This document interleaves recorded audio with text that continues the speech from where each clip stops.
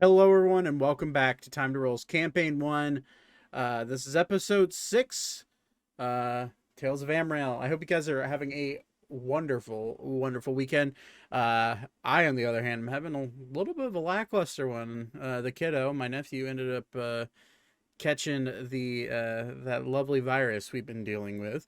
But he's doing all right, for those of you who are wondering. He's resting. He is fine. So, anyways, we don't really have a lot of announcements today, other than go check out the podcast that will be uploaded tomorrow at 5:30, as well as the new episode that'll be coming out on YouTube if you can't catch the live stream. Anyways, for those of you who are watching over on YouTube or listening, we do live stream every single Sunday, at least for now, at 7:30 p.m. Eastern Time over on our Twitch channel. So if you want to go check us out there, that'd be great. But anyways, I think that about does it. Let's get right into this story. We are in the middle of Caister. All right, let's go. I just rolled a 1, 2, and a 3. And I don't get any spells above level. Get out of your system now. We're here anyways. Oh yeah, we is. I might just put this dice in dice jail already. Do it. It's a 4. What the fuck? If you keep rolling it, you'll keep getting a higher number. That's 5. right. What One the day- fuck? One day you'll get to 20. All right, I got a 20. All right, I'm good. Yeah, there I you go. warmed up. All right, you guys good? Yeah. You get all Good as, the tomfoolery out of your system. good as a state of mind. What now? I said good as a state of mind. Fair enough. All right. Well, let me pop up the old. Wait, I actually already have it up. Music stream is up. Okay. Gotta get my Ori voice ready. All right. Well, last we left off,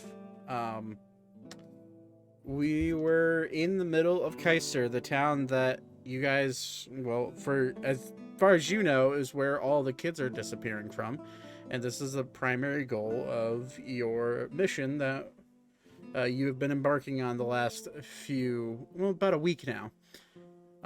You met the Silver Lining Inn curator and owner, Dexter, and his many friends along the way, being frustrated and leaving, kind of being frustrated and being left at a loss for where to really start looking. We are starting off the same night as where we left off. As far as you know, Aiko is off trying to find a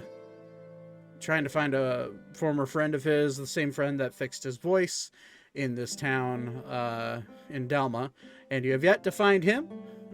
But the where I guess where we would have been left off was you guys finishing your last little conversation with Dexter and his friends in the stables, where they turned around and went back into the Silver Lining Inn. So the rest of the day is yours. What would you like to do? I am outside currently out of frustration, still next to the Founders Tree. Okay. I think Because we were going to go to that one. I wanted to go to that one guy's house. What was his name? Meyer. Yeah. Was it, man?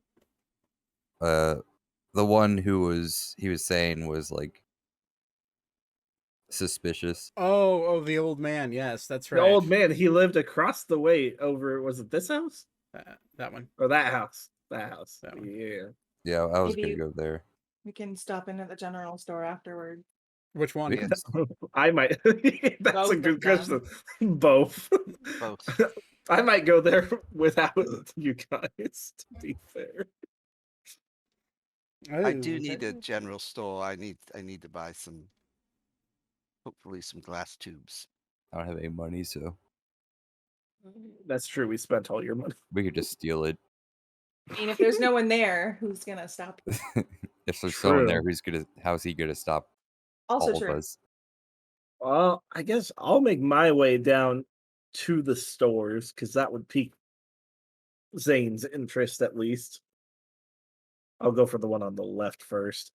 Okay. So as you As you walk into the Caister General Store, you look up and on it, the sign says Caister General Store. And you walk in and it is fairly dark right now. Inside this place, there's only a few candles here and there. And it seems fairly empty. Hello? Is anybody here? No response. Nobody? Can I just kind of take a look around to see if I can find anyone? Yeah, go ahead. Just Archer flail that shit. Right? Dude. I probably I guess not that kind of person. What do you want me to roll? You're trying to look around and find someone who is manning the shop, basically. Yeah. Okay.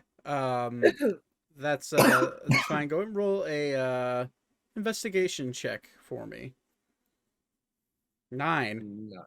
After wandering around, it looks pretty empty. There aren't any workers, there aren't any things around here that can indicate that someone has actually been inside this building in at least a day. But the door is unlocked, so I see any like. Can you drag me on to the map for some reason? Is there anything like jars or goggles that I can see lying around that I can take a look at? make another investigation check. Sure will. Since you guys are kind of splitting the party, if you want to drag your icons out, you certainly can. If you're going to be going in different directions. 16. Probably be in the general store with magic. Okay. All right. 16. You're looking for goggles in particular, correct? And jars. And jars. Looking around, there aren't any goggles, but there are a few like empty glass jars, like mason jars roughly, with giant corks on the top that are sitting around. But if you're looking for vials, as Thaddeus had said before, and you're not really. No, I want jars. Okay, well then the mason jars would probably work. I guess I'm going to pick them up and try to stuff them in my bag. Roll sleight of hand check for me. Oh, you got it, buddy. With disadvantage. 24. Well, 24. Wow, that was bravo. You, without issue, put the jar, I would say 3 jars into your bag of holding without any issue. Bit creepy that nobody's around here. Well, Can I look around at some of the like weapons? Are there weapons? You can take a look around, see if you can find any. It's very dark in here, but with you have dark vision, so you would be able to see. I don't think I do. Do you not have dark vision? I thought Paragon do. I don't think they do. I'll help her look. We're in here together, so. What does this sound like? Ooh, I like that. I'll help her look around. I have dark vision, so. Okay. So yeah, you're looking around. There is a weapons rack, but seemingly there are no weapons on this rack. Sucks. Is anybody else inside this store with you, Zane and Elka? Did anybody else come in with like this? I'm asking the party. Is anybody else wandering with them? Thaddeus. Yeah, I'm in. Okay. Beep and Thaddeus all go in, and then Ori and Alara stayed out, going to investigate the old man's house. We'll get to that in a second, Ori. Okay. So you guys walk in. I would assume you're all kind of spread out. Not like I guess Zane and Elka would be next to each other. Beep's off on his maybe not off on his own, but straggling behind. And Thaddeus is also kind of looking for vials. Elka, make a perception check with disadvantage.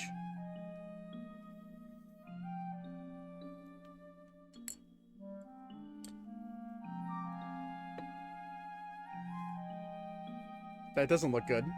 You're muted. 5. Yeah, no, you're looking around and it's dark in here. There's a few candles lit in it. What you don't need to really roll about, and everyone's seeing it who's come in here. These candles have burned down about. They're like the long stick candles that you see in like a candle holder, like a church candle holder, and they've burnt down to about 3/4 of the way down. So they clearly have been burning for at least a day.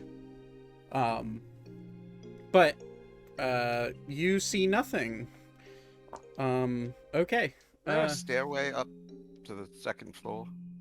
Looking around, you don't see any stairways, but you do see some other doors that are closed. That could lead to somewhere, but that is entirely up to you if you want to try to test them. Yes, I'm gonna find one that looks like it's got a traffic pattern on the floor. Okay. So how the inside of this store, it's very dark. When you first come in, which I guess for the sake of showing you, where you come in is on this side. And when you first walk in, it's kind of a rounded dome. It seems to be just like an entry foyer area. And actually, there's some glass there that is bringing in some natural light. As you look in, the store turns to the right and kind of bends. The counter that you walk past and where the weapons rack is are against this wall right here. So where you would be looking, Thaddeus, is you would look across, and you're an elf, so you have dark vision. You would see that there is a door that seems to be down a narrow hallway that's in this section. There's multiple doors down this hallway, but the one that has the most foot traffic is the one that's at the end of the hallway on the right.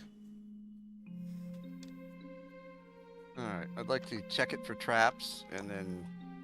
All right, roll a thieves tool check for me. First one of this campaign, I believe. Where are my thieves tools at? Should be in your inventory. You're a rogue. You have them. I know you do. Yeah. I was gonna say, if you run out, I can just make you a set for the day for free. How do I roll them? You click on them and then roll like normal. You have to add dex for the proficiency. Right. So I'm clicking at it out of my item, but nothing's coming up.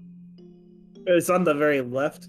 Should be under your passive wisdom. It's fine. Just roll a normal dex check, but with proficiency. So add your proficiency bonus onto your dex check.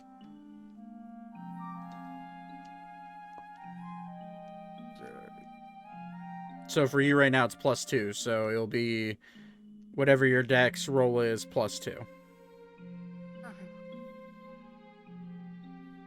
You take the first one. So 23. You go to check the door, and you do see that it is locked. But when you check it for traps, you like look underneath the door, you shake the handle. To your best knowledge, it is not trapped. I want to pick the lock. Okay. I'm gonna go and say with a 23, you do that without any issue. You pick the lock, and you open up the door, and inside is a storage closet.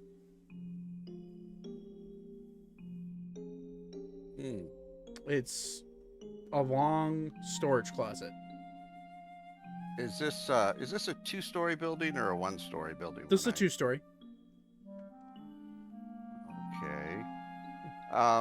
Is there pattern on the floor with footprints or anything that looks like a traffic area? Yeah. So the reason why you went to this store in particular is that you can tell from the hardwood on the ground that it is the pathways in between the shelves are very well worn, but then going down the hallway, it's the same well-worn pattern of footsteps and multiple people over the years going on it. But for some reason, the one door that has the most foot traffic goes into that storage closet.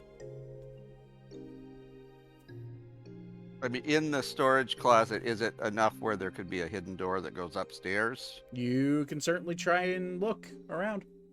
Yeah, I'm gonna look around. All right, roll just a regular investigation check. An 8.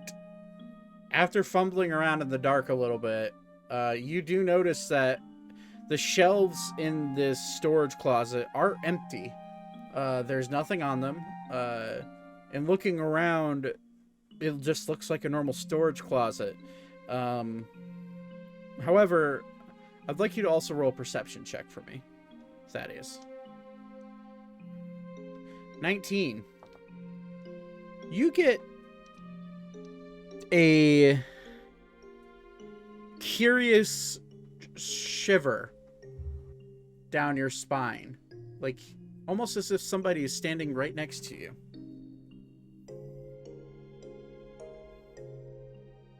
Hello? Nothing. You hear nothing, you see nothing. You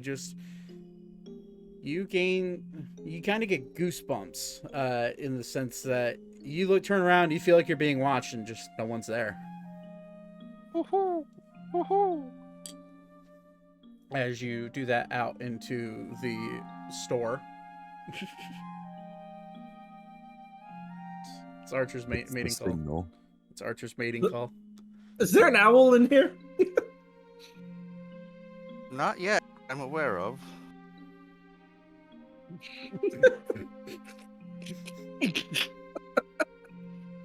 That's good.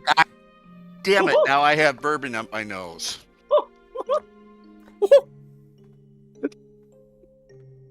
Oh, hi there.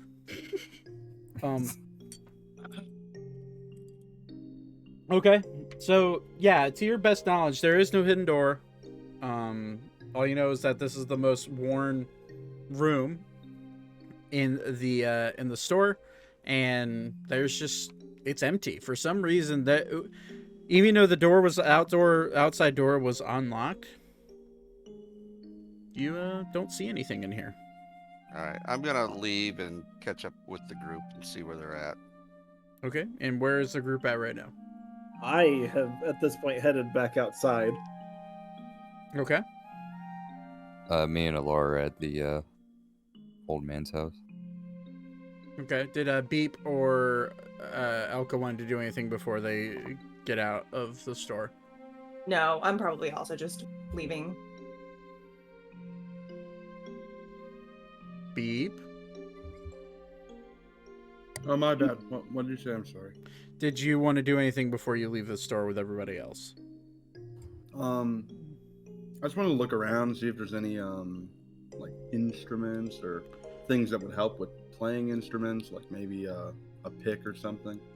Interesting enough. Roll a you know what? You don't even need to roll, because as you're looking, you've had enough time to look around, and you did find, as on the wall, it's a beautifully made viola on the wall that is sitting there.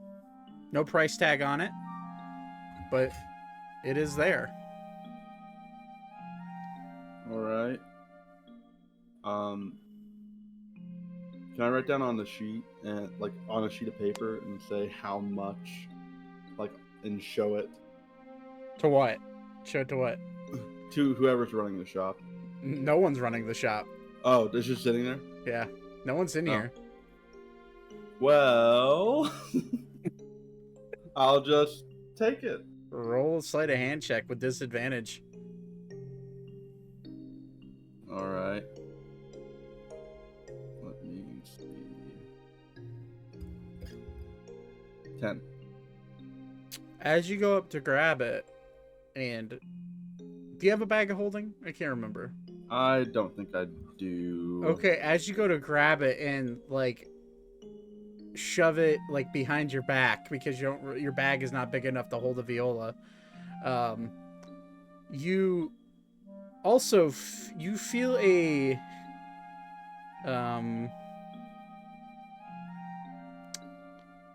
chill spark down your back In fact, because you're a tabaxi, your hair stands up on end, like you just got scared by something.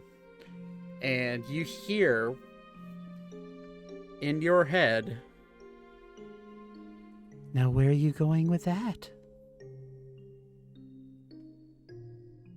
Beep.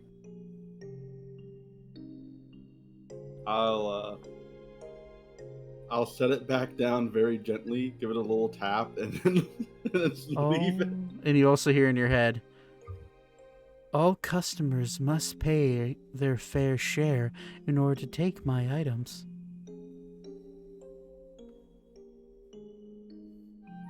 And then Beep is just going to look around very like wide-eyed and just kind of be like mentally like, okay, I think I'm good. Mind you, at this point, you're the only one inside the store. Yeah. So So Beep's just going to leave it. as you put it back, "Very well, that was the wise choice. Now tell your friend that happened to take something off my shelf to please give it back, or set the money on the counter."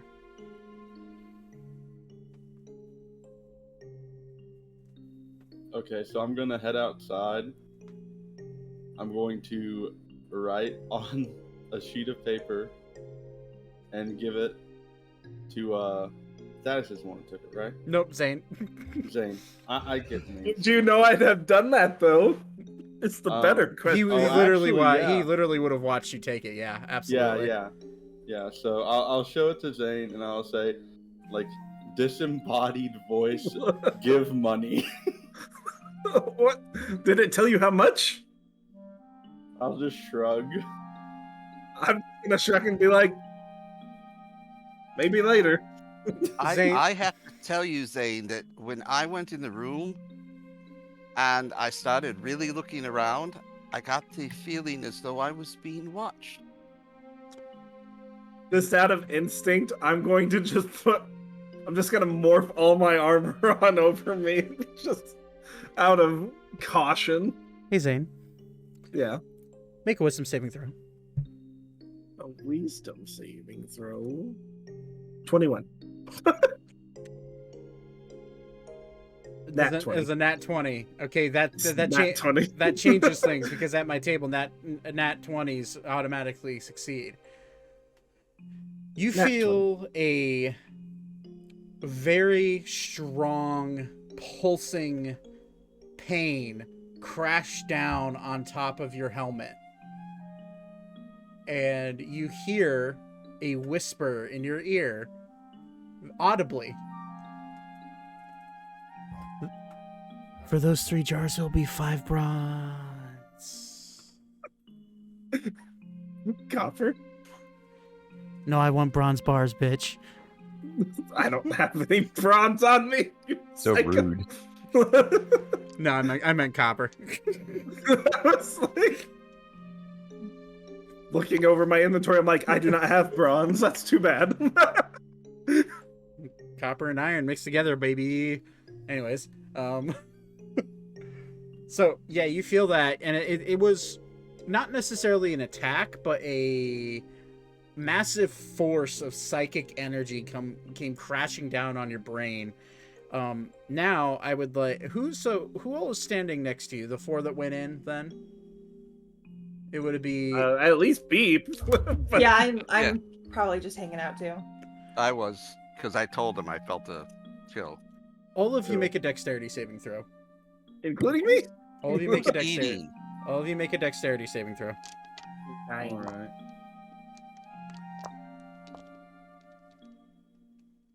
Oh, that was with disadvantage, but I got a 19. 18. 19, 9, Nat 19, 20? nat 20, and 18. Okay. So the 3 of you that succeeded, specifically Thaddeus, you jump backwards, like almost as if it was like a sixth sense. And Beep and Elka, you're able to look up as a mass is flying down towards the center of your group. Zane, however, having been struck by that psychic blast earlier and being a little confused by this voice speaking in your head, you get smacked in the face by something alive. And it hits you directly onto your armor and crashes you to the ground. That's 1d6 worth of bludgeoning damage. That's a 4 points of bludgeoning damage. And all of you who were able to dodge it, you look around and it's Aiko's little dragon, Aragon, seemingly has fallen out of the sky. What the damn hell? And I guess I should probably roll fall damage for good old Aragon, huh? That's how high up can they fly? 90 feet. So that's oh boy. Well, hopefully I don't kill this dragon. Kill it. That is a 66 worth of damage. You gonna kill it? Oh, that one was cocked. Hold on. Okay, that's he is okay. 1, 2, 5, 7, 10, 14 points of fall damage for Aragon, which I'll mark that down as it comes crashing down. Aragon lands on you, looks at you. Why would you crash into me? And then he casually steps off. Zane, make another dex saving throw. God, another 9. You cannot dodge the fart cloud that releases from Aragon's butt as he walks over your face.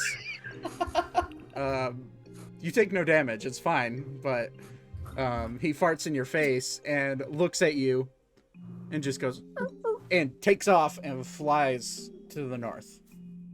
Seemingly, Aragon has fallen out of the sky as he was trying to learn how to fly.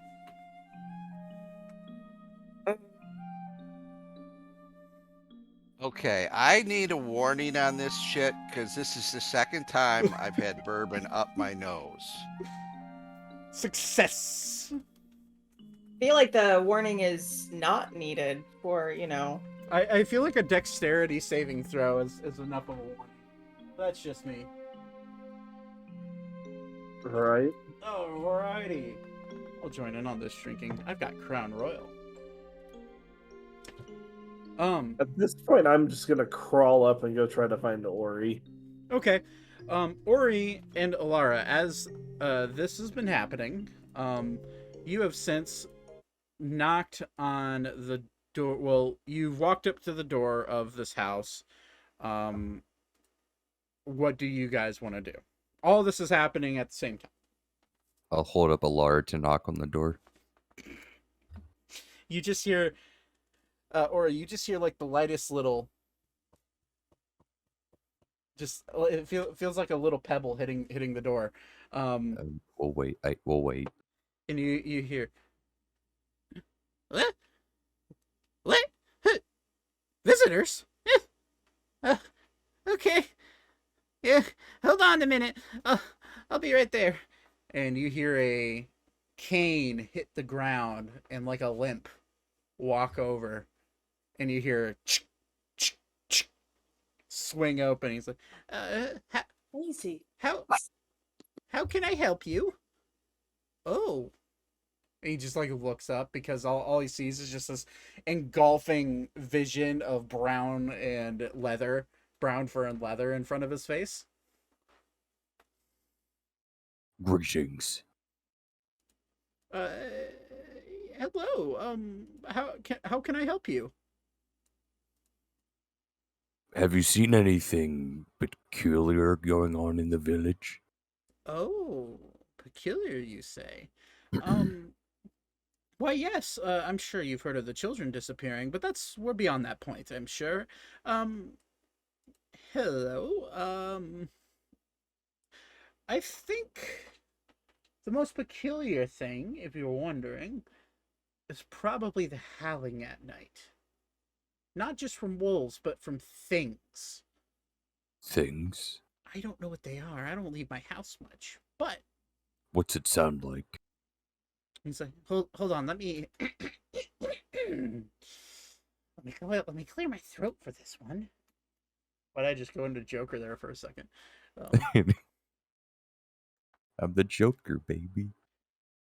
He's like, well, best way I could describe is like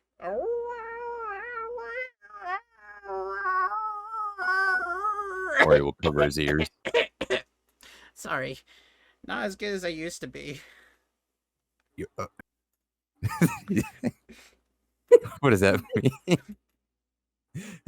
All I can think of is like if you've ever seen that TikTok sound of that little girl going, "What the hell?" It's like Alara. It's because she's just a little kid. She's like, "What the hell?" His little arms crossed. He's like, I'm sorry, I'm not really much of a help. Can I ask you why you're knocking on my door, though? We're investigating the missing children. Oh, okay. And we've heard and seen some things along the forest, our journey here. Yes, I've been living here for, how old am I now? Oh boy. I think I'm at least 85 years. 85 years old, yeah. I've been living here since I was 20, so about 65 years. And these forests are, they're scary. But the man in the inns doesn't trust you. He says you're suspicious. The man in the inn. Which He'll one? point to Silver Lining Inn. Oh, which man in the inn? It appears to be all of them. Oh. What weird fellows. I don't know why they wouldn't trust. Oh, you know why they don't trust me? It's because I have a bad back. I have gotten noise complaints, but at least not in a few years. But my back, it's, when I get going, trying to stand up out of my bed, I make some grumbling sounds, and I've had some noise complaints called on me from the people before. I see. Is Ori buying any of this? I'd like to go and look around, if you wouldn't mind. Oh, in my house? Yes. He looks at. He's like, I don't know if my ceilings are high enough for someone as tall as your stature, but I suppose if you duck, you could look around. Yes. I'll pay for any damages. Send in the goblin. Like activating goblin mode. I'll tie a rope to you and just throw her in. Are you sure? Okay, so Alara's just like, put on the monkey backpack. We'll both go in. Okay, so we'll see how it goes. He just gestures for you to come in, and Ori, these ceilings are about 8 feet tall. My brother in Christ. at your full height from the tip of your horns, you're just slightly over 10 foot tall. So, yeah, he's not really making much of an effort to crouch. So his horns are gonna scrape a little. His horns are gonna scrape the ceiling a little bit, not a lot, but leave scratch marks. Okay. Can you hear it? Can you hear the horns scratching the ceiling the whole time? Like nails on a chalkboard. It's not it makes squeaky, what's the ceiling made of? Probably just wood or just wood, yeah. So you just hear wood splintering and creaking as Ori enters. And Ori is a heavy ass dude too, so as soon as he steps in to the house, you hear the floorboards start to erupt. So you hear and as you Alara, as you look behind Ori, you see slight hoof dents in the wood. And as you look up, you have to duck because he's really not making much effort to to duck himself. As you duck down, it's very evident Ori's horns are just dragging against the top of the ceiling. And the old man's like, but okay, whatever. Do you want down, Alara? Yes. Put her down. Look around and see if you can find anything. She's just gonna like run the hell off to a random spot of the house. Oh, she's excited. Like she just goes like a feral cat. Like literally, like a feral cat just takes off. Like scatters off. You hear like You see her little hands bopping, like she's just running. Excellent. Okay. He's gonna ask him, how many rooms are in your home? Oh, sorry, I was taking a drink of alcohol. A little early for that. Gets to cause some alcoholism. Rooms, including the main room. There's my bedroom, my washroom, and the closet. This house is not very big. Do you have a basement? I guess it's a single floor. To your knowledge, yeah, it's definitely a Okay, single floor. He'll ask him, any stored space above us or or a basement of some kind? We did have a cellar, but it collapsed about 20 years ago. You see, I used to be married to a wonderful lady, but she's since passed on, unfortunately. My dear Katharina. But that being said, What did she die of? well, there's an illness that takes place specifically around these mountains. It's an airborne illness that it's mold-based or fungus-based, I guess, that gets into your lungs, and after years of exposure, it could eventually kill you, and it's basically a really fucked up fungal version of pneumonia. She couldn't breathe, and eventually she just suffocated. But Or he's gonna think to himself, he's just checking if it was him that killed his wife or not. Oh, gotcha. That's why he asked. He just wanted to make sure. You've never been to Caister.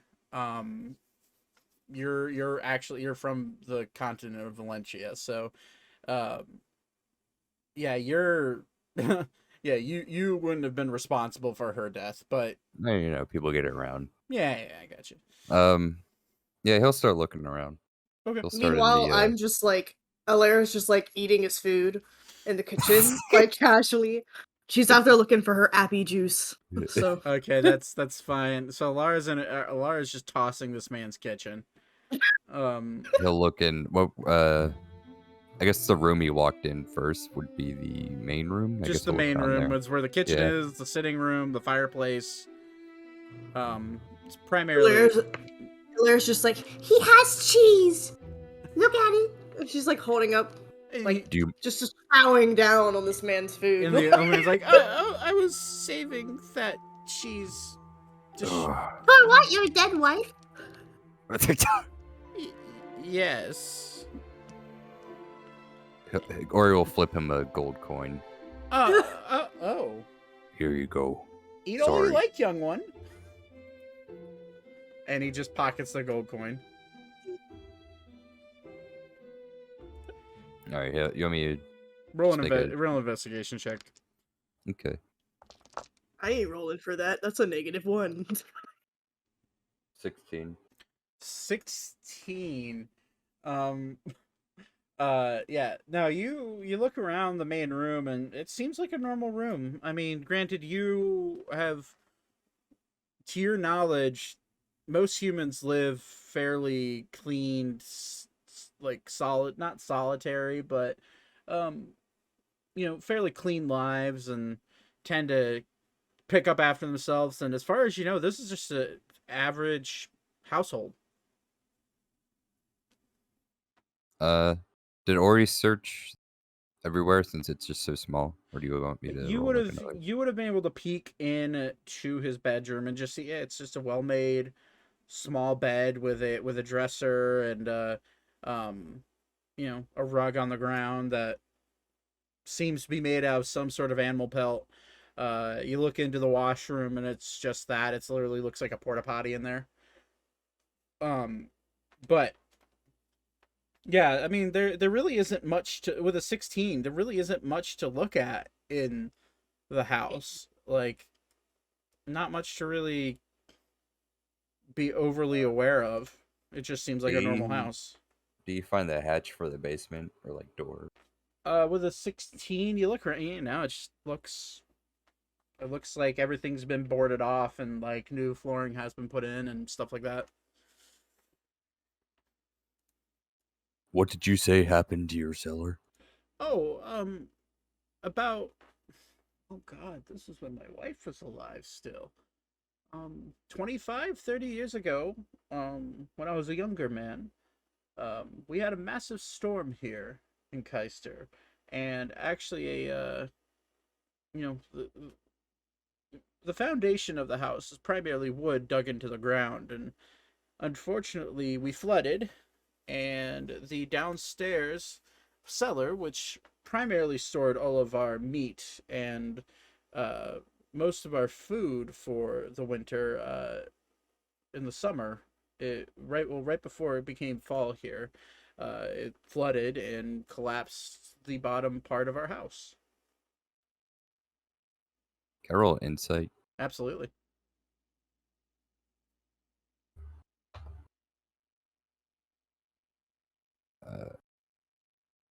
Unnatural 20. A natural 20? Or Unnatural. I rolled a okay. 19, so +1. Okay. Yeah, sure, I'll share with the group. You get the feeling that this man is fairly honest, but however, whenever he starts talking about the cellar, everything about the storm, you get the sense that he's telling the truth. But whenever he says that the bottom part of his house washed away, you get a slight hint that maybe he's not telling the whole truth. Or he's gonna take his axe off his back. Oh, He's gonna look at him and be like, "If I bust open this floor, there's not gonna be any children down there, are there?" Children? No.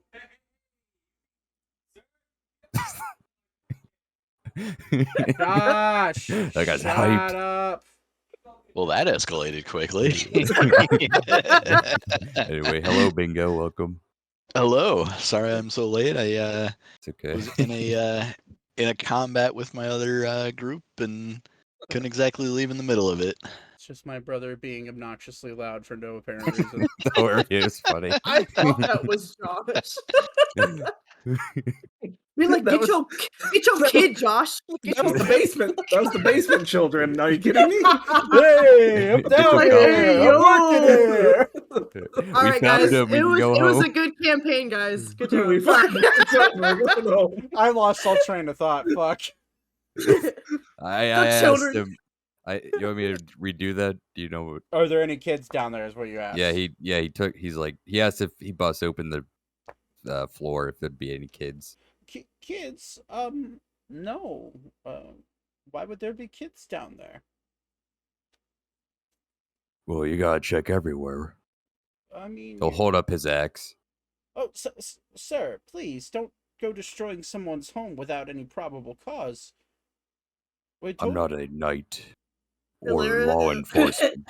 Hilarious just gonna be like, listen, Master Roshi, just let us bang down the basement and go down there and see if there's kids. That you can't get into the basement. It's all collapsed, as I said. I'll Ori, hold up put the your axe axe a little on the bit higher. floor. Hold on. I'm sorry, I need to message someone back. Okay, so wait, so tell me what Ori did. So has Ori put his axe back there, or is he still holding it? He raised it like a little more, like he's about to do it. Roll a charisma saving throw for me. Charisma save. Yep. Never had that before. Okay. 18. 18. Still technically a failure. He goes, no, sir, I need you to put down your axe. And Ori, you feel this wave of like, okay, I have to follow his orders. Crash over you, and your axe slowly falls to the ground. You're like, and you follow what he says. He doesn't question it at all, or Nope. yes, sir. With the 18, even the 18, you need to roll 20 for that. Jesus Christ. What the heck? This man's. X Adventure, baby. Was Alara. that a spell? Yeah. Would Ori know it was a spell? As fast as he cast it, and you failing the save now. Oh, okay. All right. So yeah, Alara, you watch as Alara roll I'm gonna say roll an Arcana check with disadvantage because you're still munching.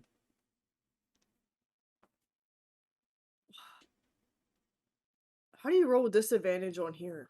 You click what on the character sheet? Yeah. You let me go to it. I You know. click disadvantage at the top Yeah. above your speed. that thing. Okay, cool. And take the And just- lowest. Did you say Arcana? Oh god, Yeah. my Arcana's already bad. 7. Yeah, Alara, you look over and you just see Ori like, yes, sir. He puts his axe down. You don't see it. You don't sense anything. What you guys didn't see hit, what you guys didn't notice was the little piece of wood that looks like a wand flip down his wrist and then slowly point towards Ori. And it lights up with some sort of arcane energy, and Ori follows his orders. It's like, now listen here. And he like slowly like puts whatever he used to cast it away. It's like, listen here. There's nothing in the basement. You can look if you want. The destruction was there. If you go around the back of the house, you can look. You can see that there's nothing there. But I simply find it very rude that you would even attempt to raise your axe in someone's home. You're still under the spell, by the way. Apologies. No problem. Now, do me a favor, and I'll go with you if you want. You can go check around the house and walk around, and you'll see where the tunnel. So there was an outdoor tunnel that went down into our cellar, and there was a former trapdoor that went down. I have since bolted over the trapdoor because there's no point in going down there, and the old tunnel's still there, but you can see it collapsed. Can I roll insight? No, you're under the spell. Oh, I'm still under it. Yeah. That is fine. I will take your word for it. Very good. Well, I have. Can I ask anything? Yeah. Like non-intimidating. Yeah. He has like a bunch of locks on the inside of his door, right? Yeah. Okay. Why does your door have so many locks? Because of the creatures that wander in the forest that are only 30 feet past my house. In what direction? Directly behind my house. If you walk around the house, you'll notice that there's forest very close by. And there's bears, there's wolves, and I'm just a simple old man. I don't know what I'd do if one of them came into my house. Is there like any way for me to like, since I'm so small, to find like any kind of like hidden door or like a way to get to the basement? Roll an investigation check for me. Jesus Christ, this is gonna be bad.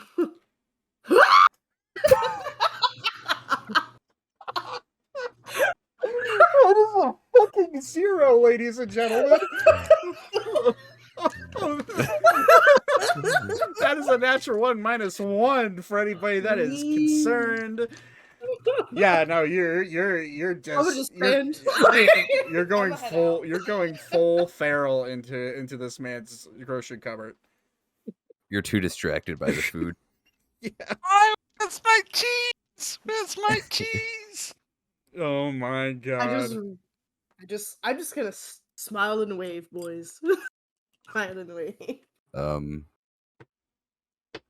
Any other creatures besides wildlife lurk near your home? Oh, I'm sure there's some form of um uh not normal creatures, perhaps werewolves or ghosts. There's definitely ghosts in these woods. I knew it. There's orcs, there's gnomes, goblins, Ugh. imps, demons occasionally. Any elves? Not on this side of the mountain, no. Oh, is this guy an elf or is he just a human? He's just a human. He's just an Okay. old human man. I was like, I mean, we do get elves occasionally in town, but this is primarily a human settlement. If you want elves, you got to go over the mountain, and then there's rumored to be elven kingdoms in other forests farther north, but I see. I don't know very much. More. One final question, if you don't mind, sir. Absolutely. I was told there was something lurking at the bottom of the mountain, this side of the village. Oh yes. What is it? So let's see here.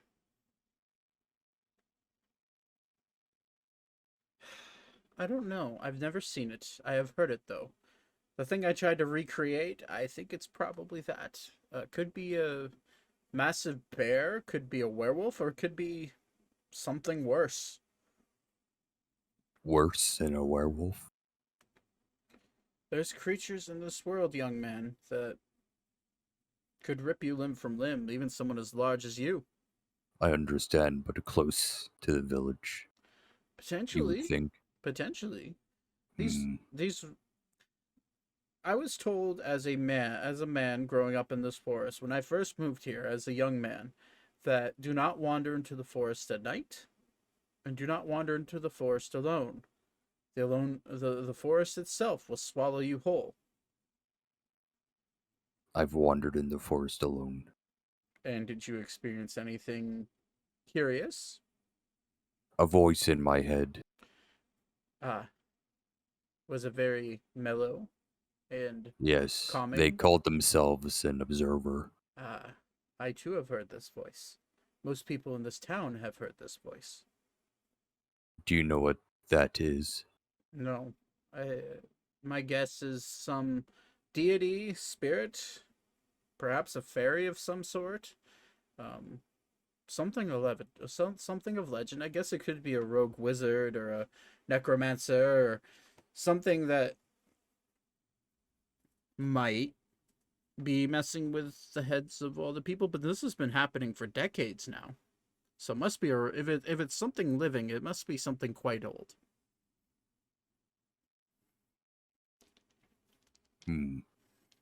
Any fairies or fae? We get them from time to time. We have been told, we were always told as kids that they were folklore and that they never really existed. They were more treated like gods than anything. But no, I have met a fairy, and it was a long time ago. I was a young man, probably 15, and it was a tiny little human with wings. It's the only way I can describe it. I see. Well, I won't take up any more of your time.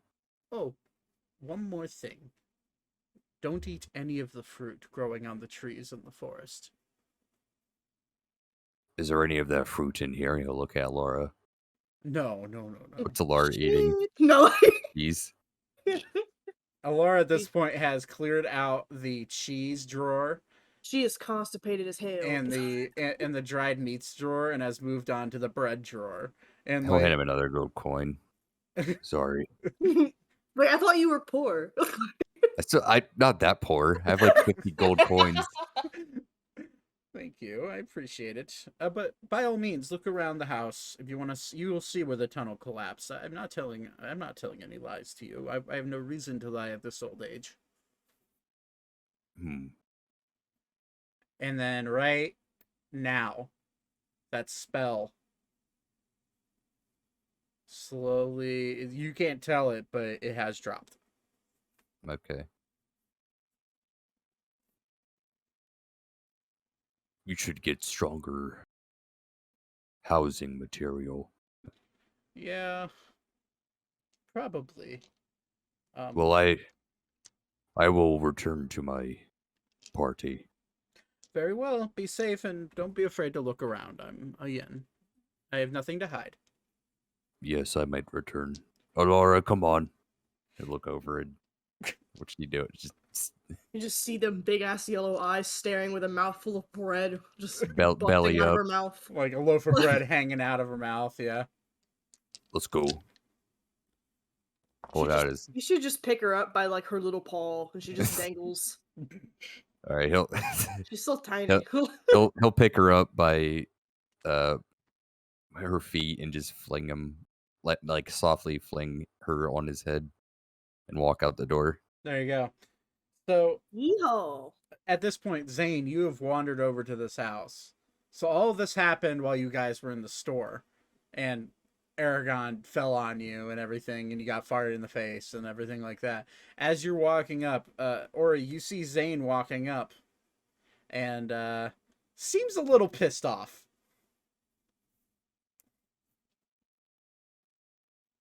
Find anything? Oh, I was just gonna ask you that. No. No. Alara doesn't need to eat though for the rest of the day. Ah. Well, did you figure out any happy juice? Well, Excuse me, all, but do you smell skunk? fuck off, Thaddeus. The old man in there was saying the same things we've already heard. Nothing new. Just beasts, creatures. I asked about if he heard what he heard or seen, and he made a funny noise that didn't sound like a werewolf. Okay. So I guess be prepared for anything. I guess we could try the temple or the adventurers guild, maybe. See if they know anything. We could also check the other general store. I don't know why they have two. Didn't that guy talk about the temple? Yeah, he did. We can go in the temple. Yeah, let's head over there and figure out what we can find. Okay, as you guys wander over there, Elka, make a perception check.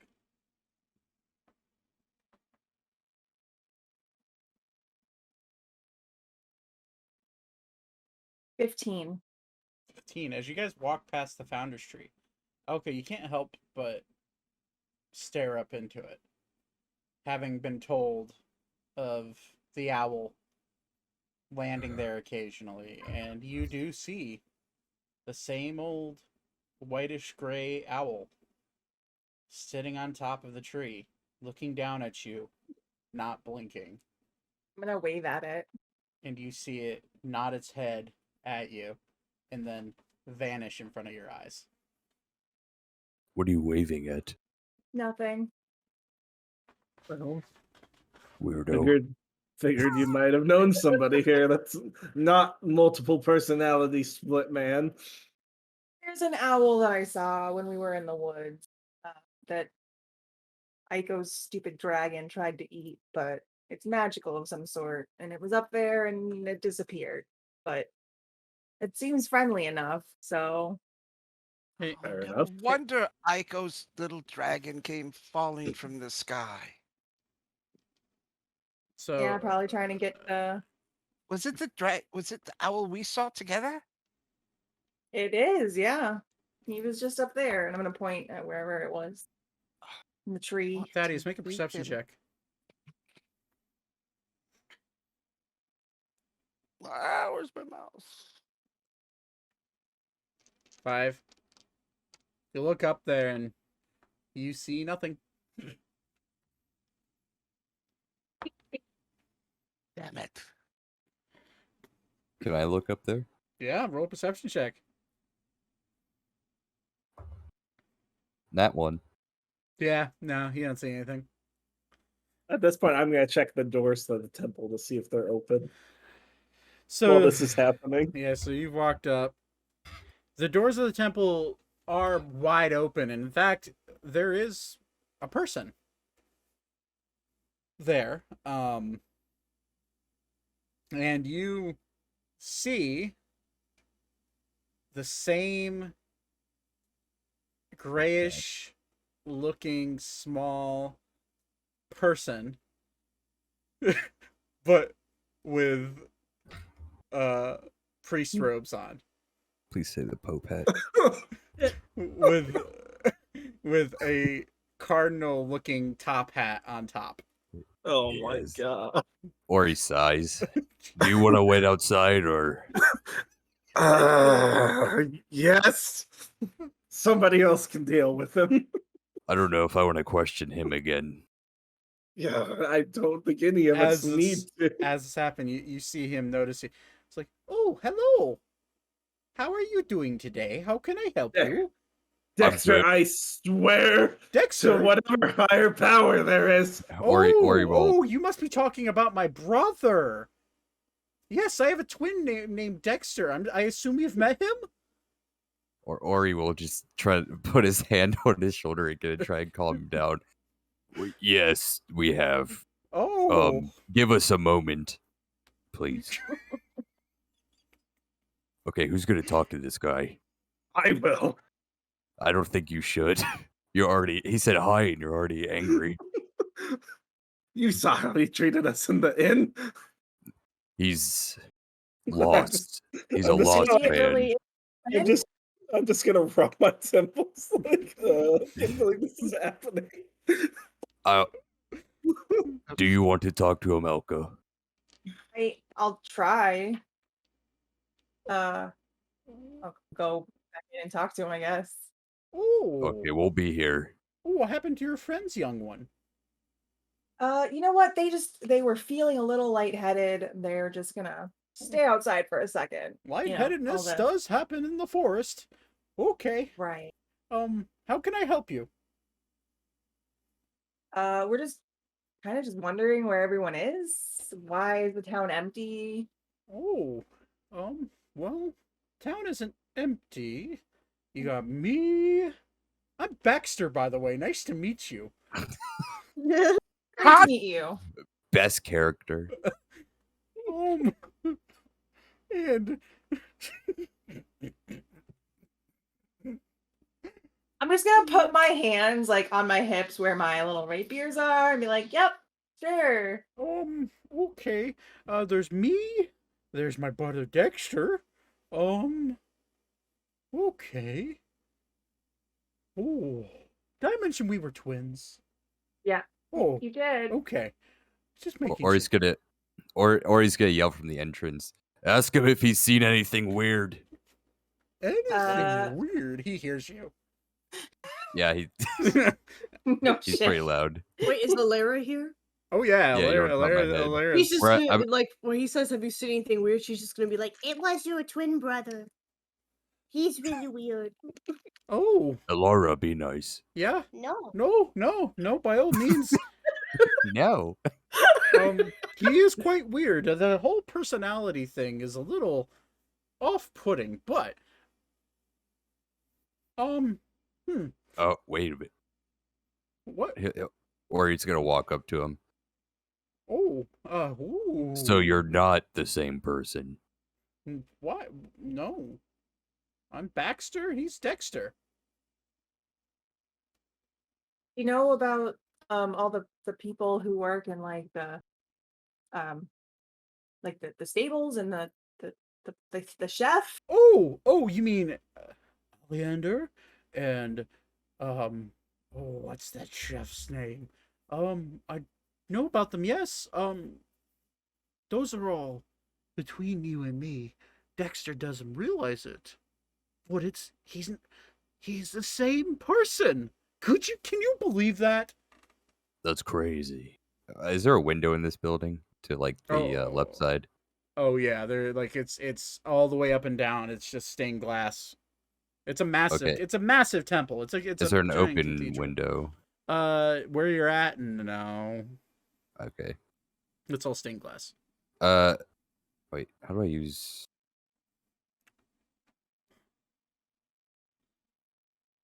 Never mind.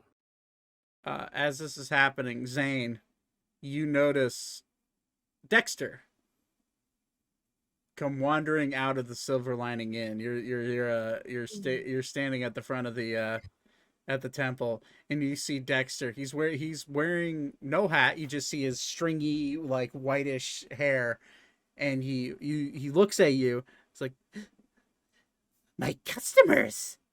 They must be talking to Dexter, and he rushes over to you. Oh, sweet Jesus.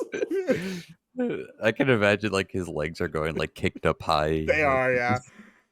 You just watch this imp-like man just come flying over towards you, and then as he does, you see this magical barrier smack him in the face as he gets close to the temple. And Well, that's odd. literally like a bug on a windshield. He just goes. Can I try to tell what the barrier was? Roll an Arcana check. 13. It's easy enough. It is literally a barrier to keep this man out of the temple.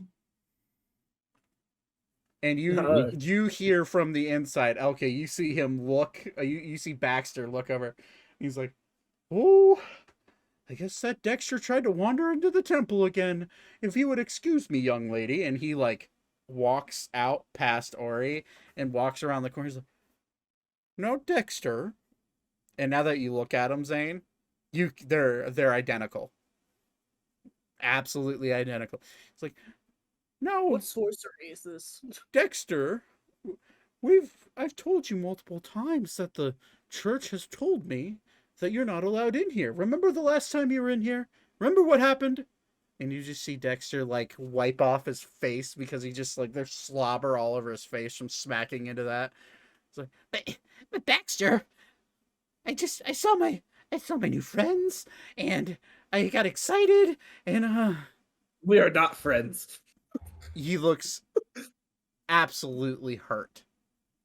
Aw. Devastated. Dang. He just looks at you like with these giant puppy dog eyes like I'm just like death staring him with my demonic red eyes. Wonder what they're talking about. Wait, Elara still has like an extra piece of cheese in her pocket. She's just gonna be like, Can I offer you this slice in these trying times? We're not with Zane, but if you want to walk over to him and Yeah, do you that, absolutely she can. absolutely is. okay. Her little pudgy ass is just running with this slice of cheese. I'm gonna- A single slice. You're like T-posing over. Yes. Just It- ascending in the temple. So everybody sees Olara's little pudgy legs come scurrying over to the now on his butt Dexter. He's like, thank you. And he looks right at Zane with like these as cute puppy dog eyes as a horrid imp-like man could. It's like, I guess we aren't friends. And he starts nibbling on the cheese. And he gets up, he's like, Baxter, come visit me sometime. These guys are my new customers, and I just thought I could be friends with them. And he like starts walking away, and then he immediately like he looks back right at you, Zane, and he's like, I'll remember that. And then you just see him scurry off back towards the inn. And Baxter's just like, I'm sorry about my brother. He can be a little bit eccentric sometimes, especially with the things going on. And Oh, you know, he sometimes talks to himself. Can you believe that? Oh, you wouldn't believe the things we've seen that man do already. Yeah, fair enough. And he's like, well, so you're looking for questions about the kids. To be honest with you, they just kind of vanished. We did an official investigation, and we couldn't find anything particular that happened to them. All we know is that we went into their houses. Something went into their houses, or maybe they even wandered out themselves. All we know is that one morning or one night they were there, and the next they were gone. The only evidence we ever got from any of the kidnappings were actually from my dear niece. Um, I don't know where she is, but Dexter, fought the thing that was trying to take her over. Take her Wait, over. what? Oh, yes. I wasn't supposed to tell you that. Why were you not supposed to tell us that? Church secret. But Whoa. cat, We can't deal with No any problem. secrets. cat's We out need of to the know what cat's happened. cat's out of the bag, I suppose. Dexter tried to fight a invisible creature that seemed to be guiding my poor young niece into the woods. He caught up to them right behind his shop, and before he before they disappeared, he got one good swing off with his, you know, with that chef's knife he has, and he didn't seem to make contact, but he had blood on the knife. We took the blood in for samples, but it came back. You know, we don't. Our technology isn't great, but with magic, you know, the ability to analyze it with magic, we did sense that it was magical blood in some way. We just don't know what type. Did you hear this creature? No, it was silent And Hmm. invisible. and invisible. Did it touch the girl, or does it just call to her? As far as we could tell, it was just like she was in a trance. She just got up out of her bed one morning and wandered out. Can I roll a history check? Yeah, sure. See if that would sound like anything I would know about. Yeah, sure. I insight check him. Yeah, go for it. So, how many adults are in the village? We've met 3. Well, there's a lot of old people, including myself. But let me see here. There's me. Be honest with me.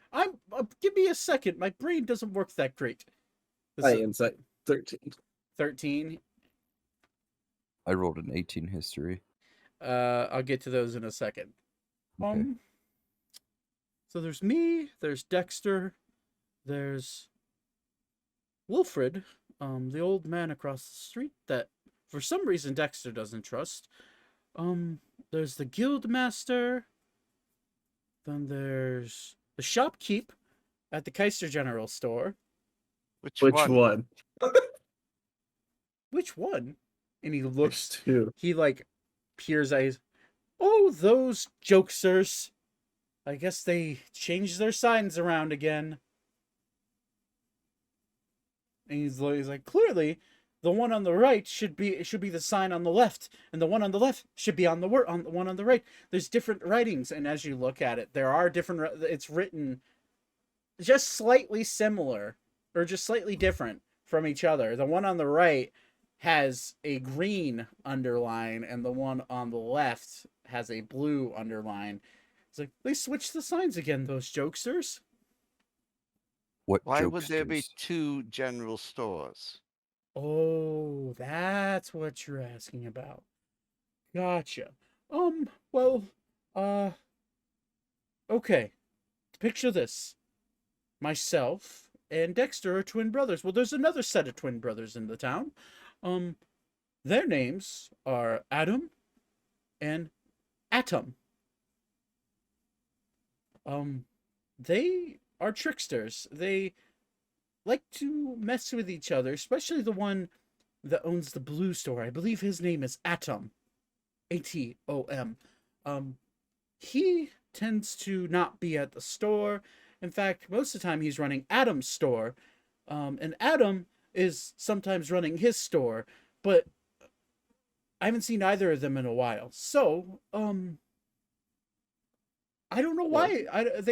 They decided one day that they were going to both wanted a general store and both wanted to run it, and they decided that they were going to have two general stores, so they named them both Caister General Store, and now they're competing with each other, or at least And why would there not be any product on the shelves?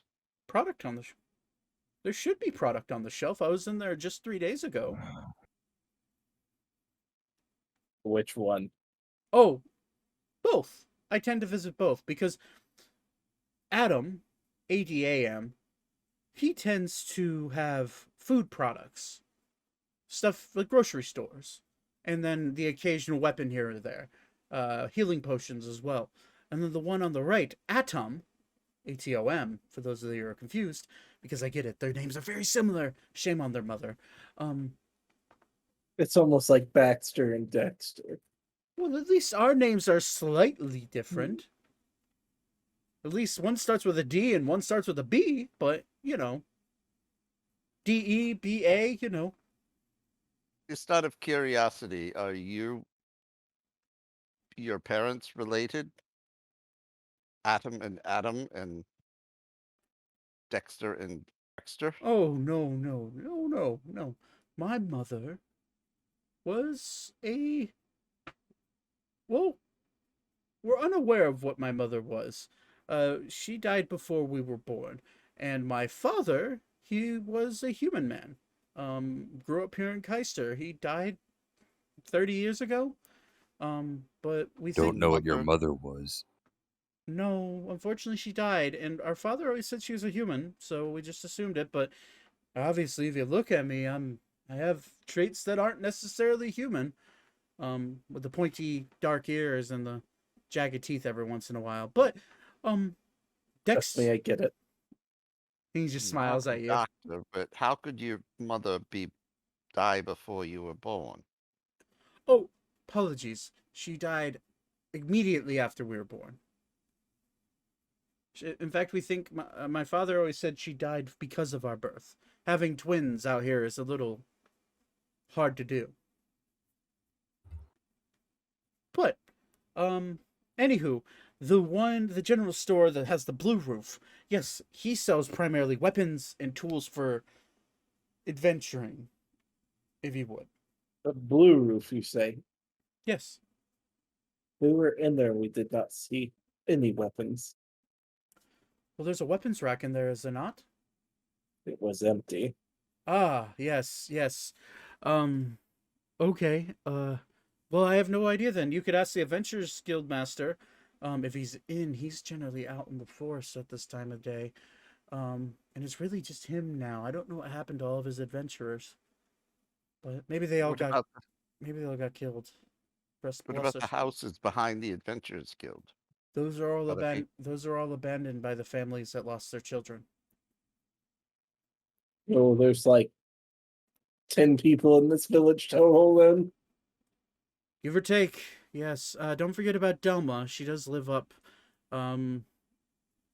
just on the other side of the temple here. But she's estranged. She tends to stick to herself, and she never really talks to anybody. She does have a little garden out there, or I guess it's more of a crop. But we always think that it's probably just for, making potions. She is an alchemist and an artificer, apparently. But really, I haven't really talked to her much. I might have to go have a word. So going back to the insight checks and the history checks, because I kind of glanced over those. Insight check on the he rolled a what were you inciting? If he was telling the truth. Oh yeah, he was telling the truth. Okay. Yeah, he is a priest. He is a very devout man that is here for his community no matter how small it gets. That being said, with a history check on what was the history check on for Ori? whether he could recognize the creature he was describing that was luring his niece away. Right. So with a history check, you've never heard of anything like that. Now, you have heard stories of phantoms potentially possessing people, or like demons possessing people and taking and controlling their body, and these are all wives' tales and things that you don't necessarily know if are true. As for history, I mean, even with the 18, it's like you never heard of it, but you also know that maybe it's definitely possible something like that exists. Okay. So at this point, he looks at, he's like, well, I understand you're here for trying to find the children. My best bet, if I were to tell you anything, because I do watch a lot of what goes on in this little village of ours, and he like starts to think, and he just like looks down. He's like, I would wander into the forests to the north during the day. Do not go at night. You will die. Anybody who's ever entered those forests in this town at night has died or has never been I've seen wandered before. into the forest at night. Yes, and you heard, let me guess, you heard a very soothing voice. Yes. I too have heard this voice. Do not follow it. Do not follow it. You'll run into something unimaginably cruel. What does that mean? That's just my guess. I've never followed it myself. I've heard it twice, and each time it's called me by name, where I am exactly. It calls itself an observer. You have no idea what it is then. A spirit of some sort? Maybe? A god? Beats me. All I know What god would do that, though? Not many. There are a few. Sorry, 1 sec. There are a few lesser gods that are tricksters and would pull pranks, but on this scale, it wouldn't be worth their time. Gods are eternal, but they rarely make playthings out of humans anymore, at least. Not since the fracture. But, oh no, best bet is, it is getting late, so I would go stay the night. But wake up early tomorrow morning and wander into the forest to the north. You may find something. I've been hearing noises come from there at night. I would also be outside in the middle of town square at night and listen. Just listen. You might hear things that you may recognize. And what of the creature near the mountains? I've heard of that as well. Most people who have seen it either have left the town, or if they did see it, they never returned. Have they said what they've seen? Only one, and it was a young lady. She was 19, 20 years old. She came back with a missing arm. And she said that it was larger than life, larger than you, actually. Had large fangs, large claws, looked bear-like, sort of. Would she happen to still be around? No, after she lost her arm, she went to Delma, which Delma made her a prosthetic, and then her and her father promptly left town after that. That was about 15 years ago. And that beast still lurks there. It's my best bet. I have not ever wandered into the forest at night again since the last time I talked to the observer. But I guarantee you, anybody that is left in this town has talked to that observer. Interesting. Anywho, if you have any other questions, I'll be here. My home is the little home to the just above the temple here. Just walk around the corner, and I'll mark it for you guys. It's this one. Okay. I do have a quick question for you, completely off topic. Yes, of course. I'm looking for some smaller glass vials with corks. Oh, so like for alchemy? Possibly. Okay. Did you try the? Well, you already said you went to the Blue General store. Yes. That's where you would find them normally. I suppose you could go bother Delma, but if she answers the door, that might happen. But if there's none at the Blue General store, then Delma might be the only place left. She may have bought him up for all I know. You wouldn't have any for holy wine or anything like that? Oh no, no, we aren't that type of temple. We do have offerings and do have some forms of holy protection, but um, we don't keep them in vials, as you're asking. Do you use any holy protection from the forest? Well, there have been demons spotted, much like your horned friend over there with the jagged teeth. That's a bit rude. Well, hear me out. A lot of them do look like you, but they're much more feral. A lot more wild. I don't know why. You're obviously fine.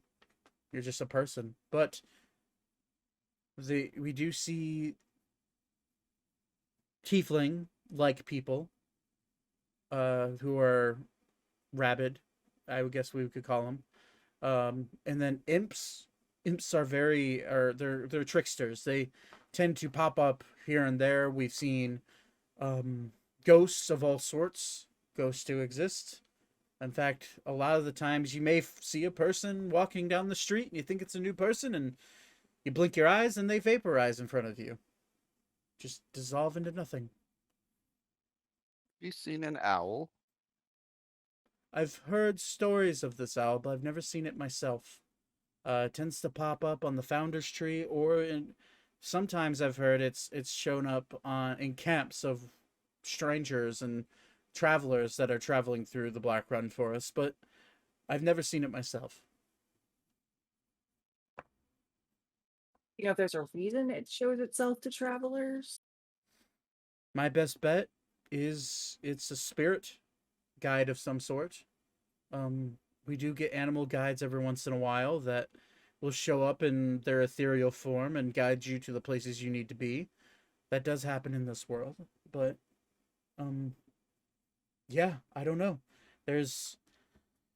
I have no way of telling what it is. It could be an actual owl that just happens to like hanging around, or it could be a spirit of some sort, but I don't know.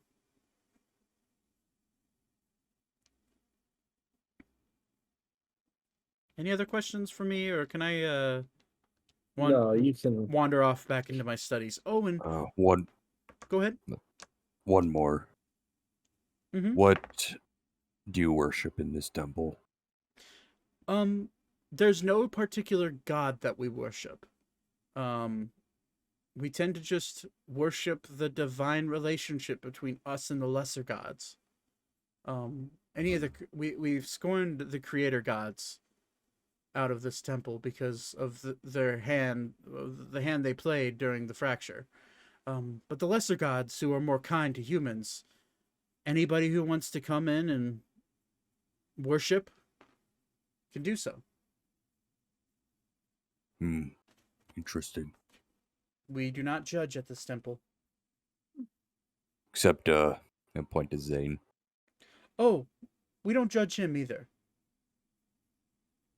He can be whoever he wants to be or whoever he is. I have no stake in whatever the gods want. Yes, that's fine. But if you ever find yourself needing to pray to something, the altar is open. Do they ever show themselves? The gods sometimes tend to be the more evil gods out there that like to show themselves in ways to confuse those that they've wanted to ensnare. In particular, there is one god that tends to do evil deeds, but we've since banished any followers of him out of this temple. But I'm not too familiar with the gods. yes, I'm talking of the hunt god, or the god of the hunt, Malar. He tends to coerce people into becoming homicidal maniacs to quench his thirst for souls. He's not a very good god. In fact, some people think he was born from a demon. Never heard of him, but that's interesting. One last question from me. Sure. When was the last child that disappeared? Was this your niece? No, Or was no. The last child was boy, when was the last child? A month ago? Now to my knowledge, there are no more children in our town. Little Christopher, and his parents? no longer here.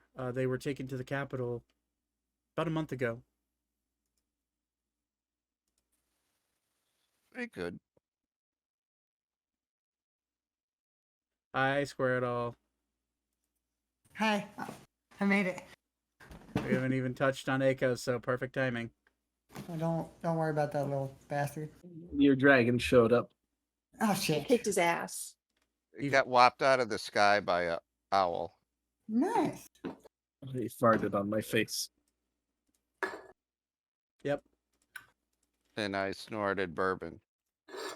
No, that was I had them do a dexterity saving throw, and Zane did not make the dexterity saving throw.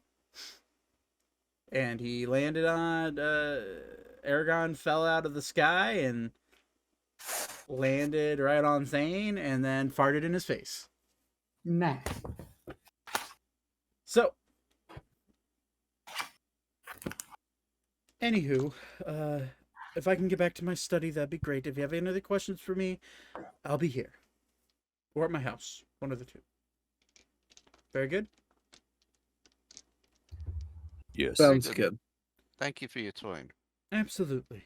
And he just like turns around and walks back into the temple. Oh god. That hurt. That was a hiccup. You alright? Yeah. You may come over. No. Okay. You need a paramedic? No. But anywho, so now as this happens, the night or the evening turns into night. It is starting to become dark. You guys can either continue on your investigation or turn in for the night. You guys want to go to the forest? I don't think that's a wise decision. I feel like we'd find the most answers at night. I Yeah. agree with him, honestly. It would feel make we'd find sense. death at night. It makes sense that we'd find something. We should probably make sure we're all together before we do that, right? And well Like- rested. Yes. Yeah. We could camp out there tonight. Like maybe we go back to the inn, find Aiko on the way back, hopefully. Maybe rest tonight and then hit the forest tomorrow? I feel like tonight would be the best option. Well, tonight we could observe, like Baxter was saying. We could stand around maybe the Founder's Tree and listen to see what we can hear, creature-wise, figure out what direction it comes from, and then head that way tomorrow. Or watch from the back of the inn. One person could. Two people could go into the forest briefly tonight. And we could That rotate. We could.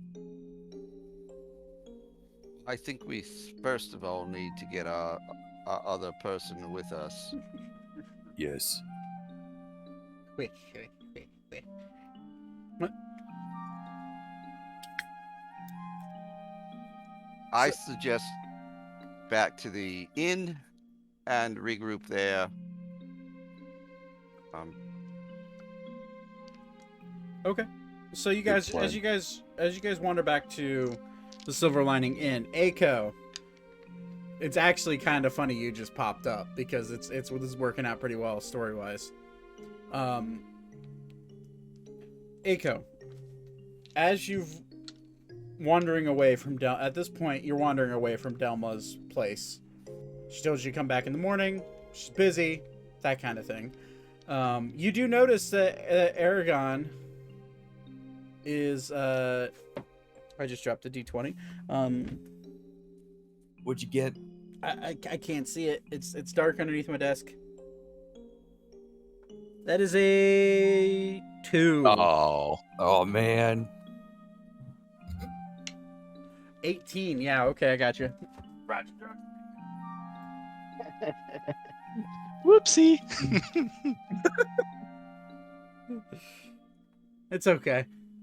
Aiko, as you start to wander back, I'd like you to roll since it's out there, I'd like you to roll a perception check with disadvantage. 4. Yeah, no, you don't. Here we go again. You're looking around for Aragon, and as you look up, Aragon is barreling down out of the sky at you. Like, wings spread, flapping. This is the first time you've ever seen him fly. And you feel a sense of pride, but also, oh shit, a 60-pound hatchling is beelining towards me right now at pretty quick speeds. So I'd like you to make a dexterity saving throw. All of this time, Vaten, you're watching yeah, with a 13. Did I do that right? Yeah. Oh, well, you did a dexterity check, so now do a dexterity saving throw. It's the little numbers next to, up at the top that says saving throw.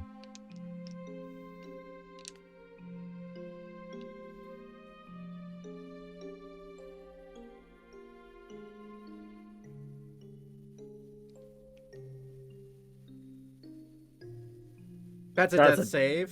You would have failed. Squirtle, it's underneath your proficiency bonus. Yeah. There you go. 20. There you go. You're able to, Vaten, what you see, trailing him is this, like, jetting lizard come flying out of the sky straight at him.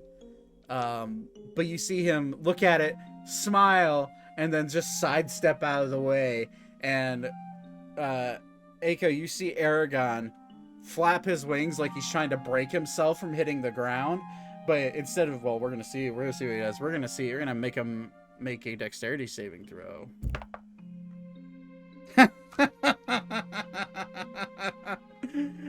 Oh, we'll see what the bonus is on that. But he this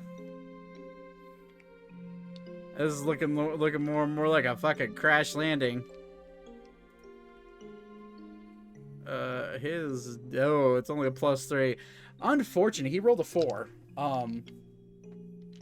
So it's a 7. Yeah, no, he comes crashing down as he tries to like beat his wings to like slow himself down. He has not figured out how to land yet. And as you step out of the way, you watch your buddy slam into the ground. Already had taken 14 points of falling damage. But because he is slowing down, we're only going to give him 1d6 worth of falling damage. He takes an extra 4 points of falling damage as He's down. Smacks into the ground. Is he down? Yeah, you said 14 the first time. Now he only had 15. No, that's his armor class. Oh, okay. No, he has 41 HP. He's fine. So he hits the ground hard. But he pops back up and he just looks at it. And like, like dogs will sometimes walk up and like hold up their paw to like get attention from their humans. Like Aragon will walk up and just look at you and like rub his head against your leg and then hold up his wing and just like look at you. with like these big old beady puppy dog eyes.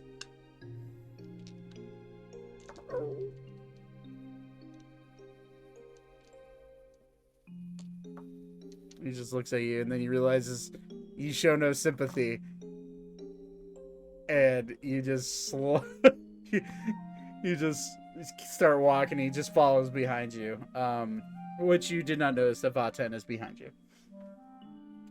So you guys make your way back. I assume you. What do you want to do? Are you going to try to go to the end now, or are you going to continue doing something else?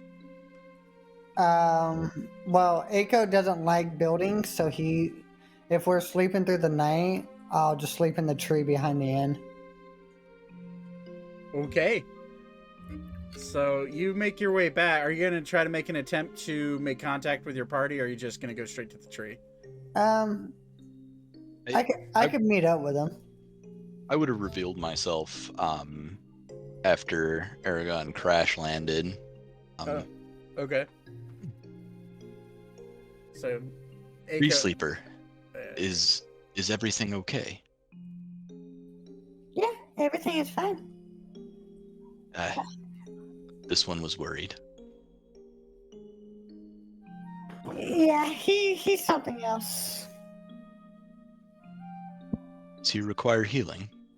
I don't think so. I think he's just being a kid and just trying to learn how to fly, so I think he should be fine. Aragon wanders up to Vaten after he hears the word healing, and he just walks up to Vaten and like does the whole spiel with you, where he rubs his head against your legs, Vaten, and then he holds up his wing with his hand, and he's like, I'll drop a first level cure wounds into him.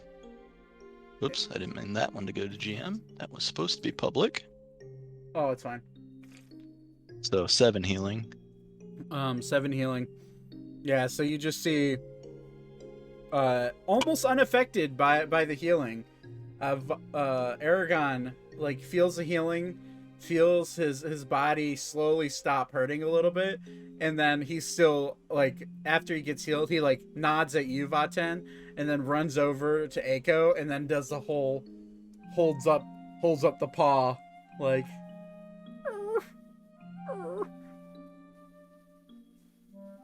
And then Aiko, not being amused, keeps walking. Yeah, Vaten would keep walking too. And you do notice Aragon is walking just fine. But yeah, I think Aiko should meet up with the group just to let them know what he found at Delma's. Okay. So as you guys make your way back to the Silver Lining Inn, you get to the front. You guys are meeting up pretty much at the exact same time.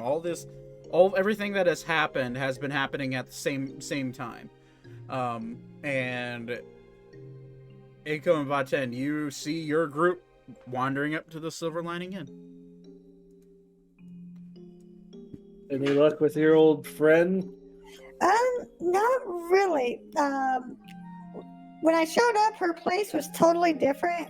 Everything was boarded up, and when I knocked on the door, she unlocked, like, it sounded like 20 different locks. So she's trying to protect herself from something, and when she finally answered, I asked her if she knew where anybody was. She said that she doesn't know. She thinks everybody in the city is dead. And then she closed the door and locked up, and that was it. Well, from what we found today, there is only like 10 people here, so most of the village is abandoned. We talked to the innkeep's twin brother, and they said pretty much all the families of the missing children have up and abandoned this place. I got And it might be a ghost or spirit. We don't know yet. You also should probably stay inside with us tonight. Alrighty, I guess. She also said that there might be, I can't remember the name, but there might be someone at the Adventure Guild that might know more about what's going on. We'll have to check with them tomorrow then. I would like to meet your friend, by the way. Good luck. She slammed the door in my face. Any chance she'll meet with us at a different day? We can always try.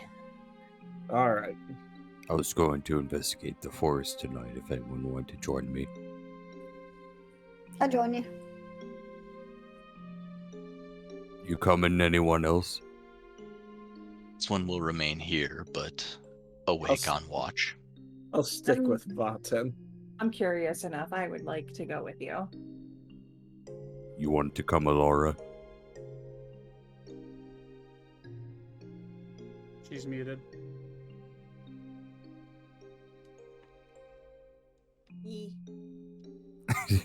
Okay. So half of us going, half of us staying then? Who's taking watch? I'll stay with Vaten and keep watch for anything. Keep track of how long we are gone. What are Beeb and Thaddeus going to do? Thaddeus was going to stay at the end, but I want to keep an eye on the founder's tree. Okay. And Beeb? Yeah, I'll stay with the watch. Okay. Hey, Zane, can I leave Aragon with you while we search the woods? Suppose you can. Alrighty. And Aragon walks up to you and then looks at you. Realize Aragon's a dragon. He remembers faces very well. Remembers voices very well. And he looks at you and he just like puts his head down and then puts both paws up on you, on your knees, and then just like rubs his head against your thigh, almost like to say, "I'm sorry." I'll just look down and pet him a little, be like, I forgive you. And he just gets down, looks at you, and then holds up his right claw, like it's hurt. He's looking for sympathy right now. I'm sorry, little buddy. I don't have anything to help you. And he like gets down and then runs, like takes off and then flaps his wings once and lands on top of the roof of the building.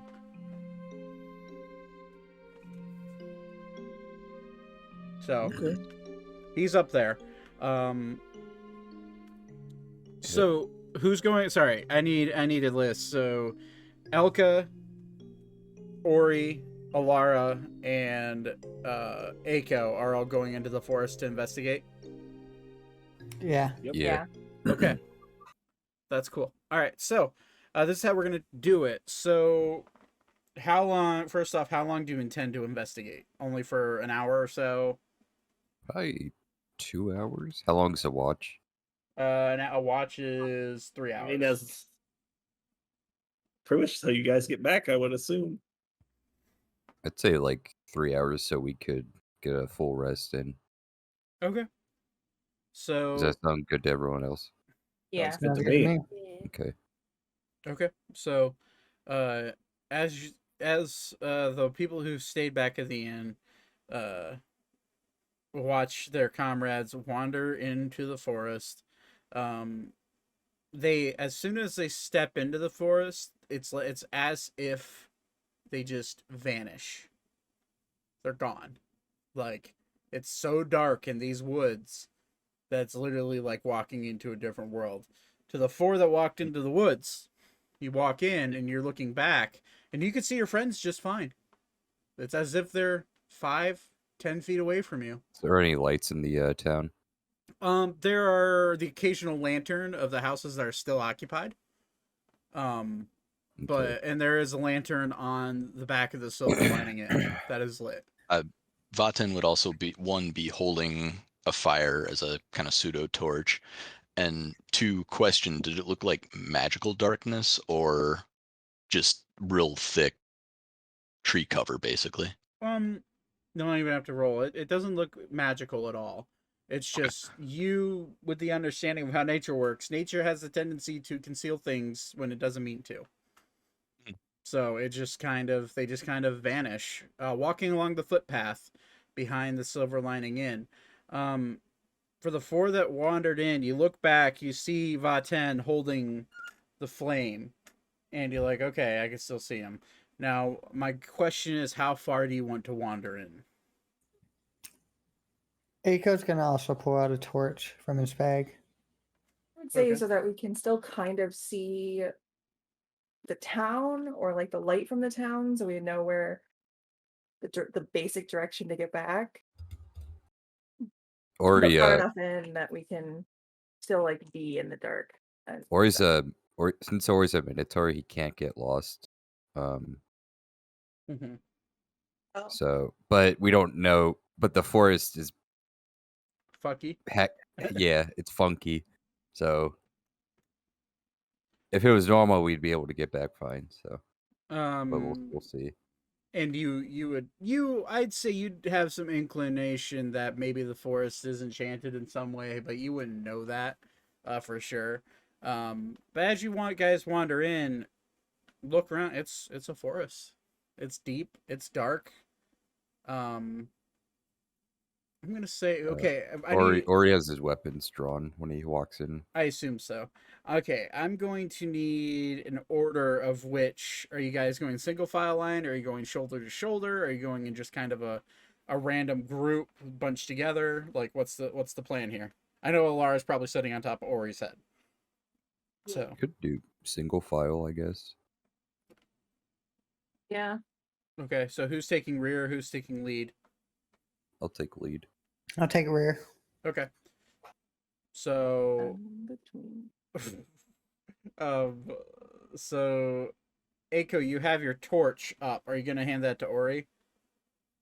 Yeah, I'm gonna hand one torch to him, and then I'll also pull out another one in my bag. So Cause I have 5 in my bag. Ori, do you want to hold the torch or do you want to hold your weapon?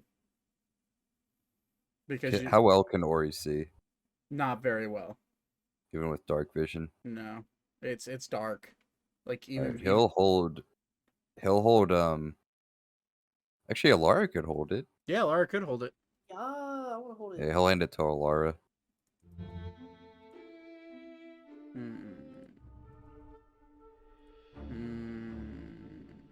This one. Elka, would you like a torch too? I'm good since you're behind me. I can see fairly well. Okay.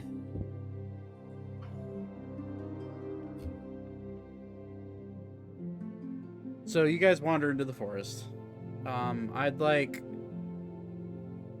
everybody to make an investigation check. 9. Okay. 11. Okay. 17. Okay. Okay. Like too bright. What? Yeah. Like, how? Yeah. I don't think I've ever seen 2 zeros in a game. Roll me. again. Is it might be? I don't know. Is it bugged? Yeah, roll again. No, it's not bugged. It's just It's fine. Okay. Yeah. Okay. So you guys wander into the forest.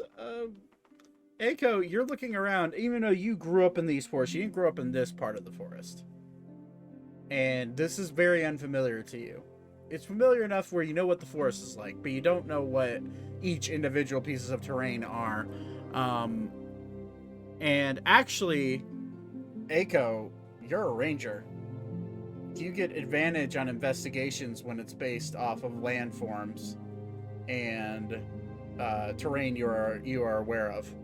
So roll again on your investigation and take the highest number of that 9. So you want me to roll with advantage or No, just roll one more time again. The 10 makes it a little bit better, actually. It's shockingly. So yeah, I'm sorry. What did Elka roll? So 11. So with a 10, 11, the 17, and the natural 0, Alara, you have no idea what the fuck is going on. Like you're Let's just go. you're just there for the ride. You're like I'm going with. I'm involved. Full on cheese and bread. Yeah. Fucked up. I am torchbearer. Actually, I'd like you to roll. Actually, Alara, I meant to do this earlier. I'd like you to roll a Constitution check for me, please. Oh, it's just saving through. Yeah, just a regular old check. 15. Yeah, you're able to keep in the gas that's building up in your poor little stomach from eating all that cheese and meat. Yo. Thank God. Explode the fire. I just fart on the torch. Your fart sends Ori into space. Yes. Space Orbited Earth warrior. 3 times. But with the 10, the 11, and the 17, you guys are looking around. You're following a forest path. You see trees. You see lightning bugs. You see the occasional nighttime creature like an actual owl. Actually, Elka, this would catch your attention. An owl, a lot smaller than the one you're used to, swoops down over your head and lands in a tree above you and just looks at you. Doesn't make any noise, just looks at you. And Can I wave at him again? Yeah, you can wave. Or at this one? You just wave at him and he just kind of like tilts his head to the side, not reacting at all, just looking at you. But Aiko, with a 10, you also see the owl, but the thing that catches your attention is a floating orb in the woods. It's a bright light. Probably I'd say from your perception, probably around 60 to 70 feet from you. And it seems like it's keeping pace with each step you take. And it's literally just this bright, it's dim, but it's bright enough that you can see it. And it's just a ball of light moving along 60, 70 feet in the woods. Ori. Is it like heading our direction? No, or you also see Elka sees it too if she would look over there, but she's too distracted by the owl right at the second. Or you look over, you see it as well. However, that orb of light, what you see, Ori, is a long, flowing gowned, ghostly looking woman. And her hair is like this like platinum blonde that goes down to her mid back, and she's just slowly like keeping pace. Like it's almost like she's hovering and floating above the ground, and she just slowly keeps keeping pace, not looking at you guys, but just slowly going. Aiko, you only see the little orb though. Ori's gonna walk towards it. Follow me. Okay. I would like, first things first, I'd like Alara to make a dexterity saving throw. Hold on. For the sudden shift of direction that Ori has just abruptly taken, and stepping over logs as you do it. 20, you're a pro at hanging on to Ori's head, and you hang on just fine.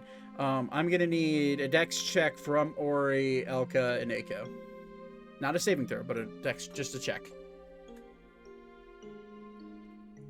It's something above a 10, finally. 22. Nice. Yo. Ori. 19. Okay. You need to hit a 10 on that, so congrats. As you guys start going off the path into the darkness with only the torchlight lighting your way, wandering towards the woman. Back at camp, I would like everybody who is hanging out outside of the inn to roll a perception check for me, please. All right.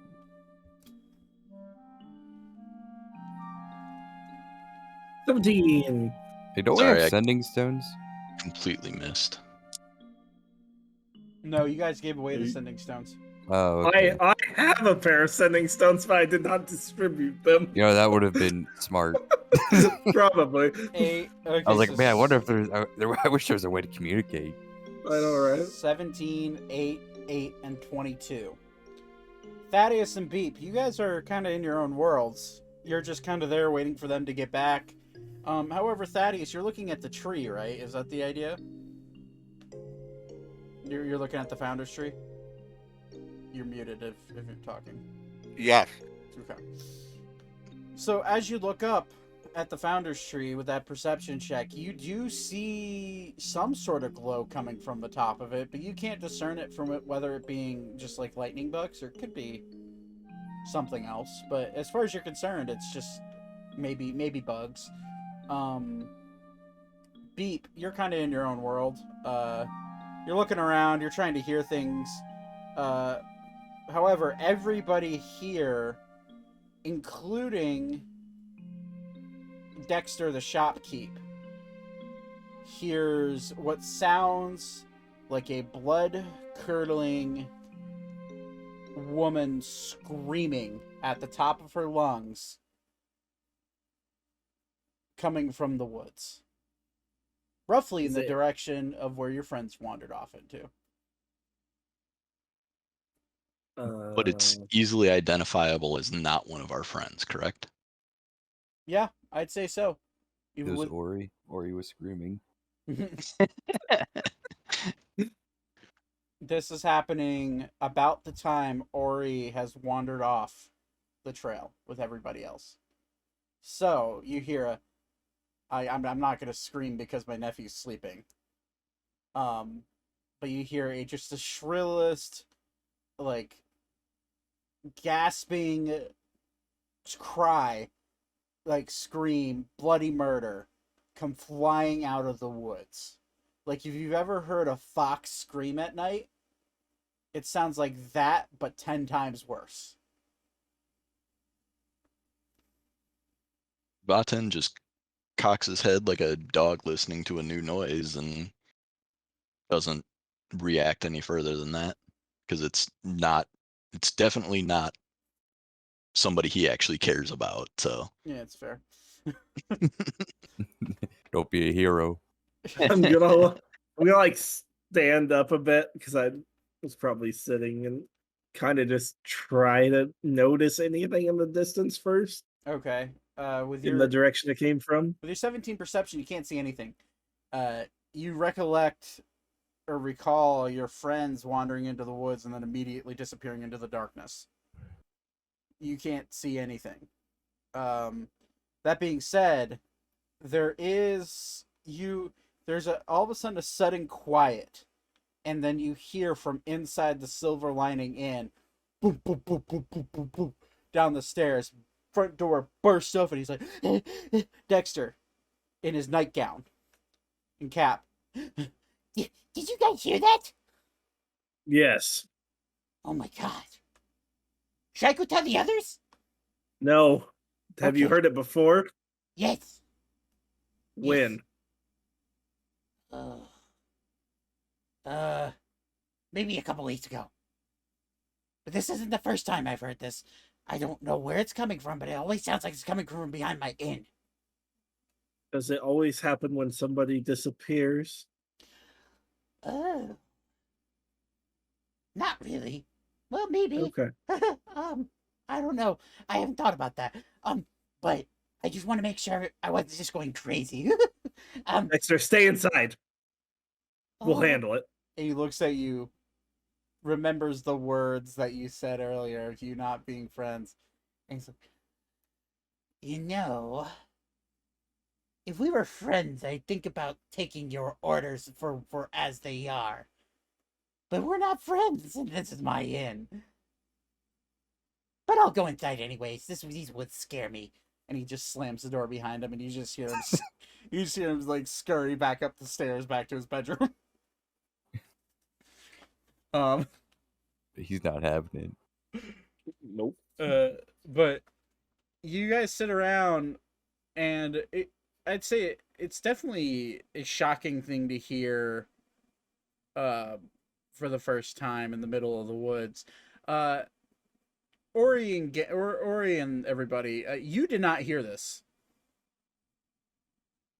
You're in the middle of the woods and you did not hear this shrilling scream come flying out. For the people back at the Silver Lining Inn, you wait about 5 minutes. Everyone needs to roll another perception check for me. God, I'm not gonna 9. Or wait, I double clicked. It was an 18. I saw it. 18. How did Airgun react to that? Didn't move. Oh, we rolling perception too? No. Oh, Alara's okay. not. No, you guys are not rolling perception. Thaddeus with a natural 1. Woo. Beep with a 9. Zane with an 18. And Vatan with a 20. Thaddeus, at this point, you rolled a natural 1.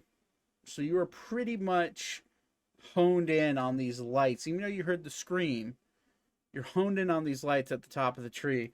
And what you don't hear that everybody else in the group hears, it sounds like a man desperately screaming and yelling, "Help! Help, please! Help!" And you just hear him go, "Whoa!" And you just hear this gurgling, bubbling sound of what sounds like blood coming up his esophagus. You just hear, "Help, please!" And you hear a thud in the woods like 15 feet away from you.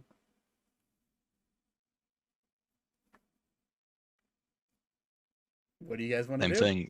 Same thing for me. If it's not one of my friends and I'm just kind of listening to it, as long as nobody else is going off, then I'm not going anywhere. I'm gonna sprint at that. Vaten, before you do, this adds weight to you sprinting to that scene. Vaten, you hear the voice with a 20 perception. This sounds like Echo. Oh, I'm off. Screaming. Me and Boston are just fucking running. Screaming for bloody murder. Getting just gashed down, cut down in the woods. So you guys are off into the woods then? Yep. All right, Yep. so you're running towards He just takes his lyre and loot. He takes his loot, puts it on puts it over his shoulder, and very slowly saunters with them. Okay. Very, very nonchalant. Gotcha. So the only one left is Thaddeus. And Thaddeus, you're so entranced by this light in the tree that you don't realize that the 3 people you've been sitting next to are just gone. Okay. I'm gonna pour some more bourbon. Okay. Is your character drinking too, or? Not yet.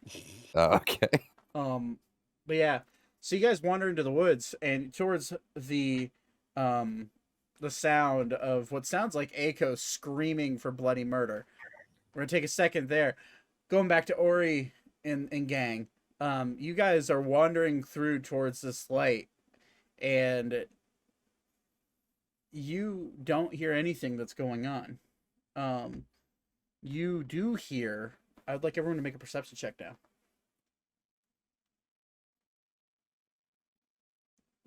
Ori, Ilara. Oh my god, she rolled a natural 20. Finally. Hey, I got nat I 20. hate rolling. Yeah. Wait, Nat 20 gang. 19, 2 nat 20s, and a 6. Yeah. Echo, you needed a 5 to hear this, so you're fine. You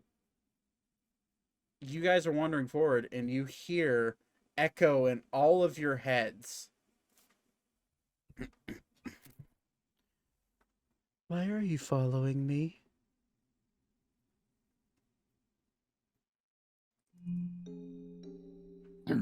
Are you... Did you guys hear that? Or he's looking at the woman. You look ahead with an at 20.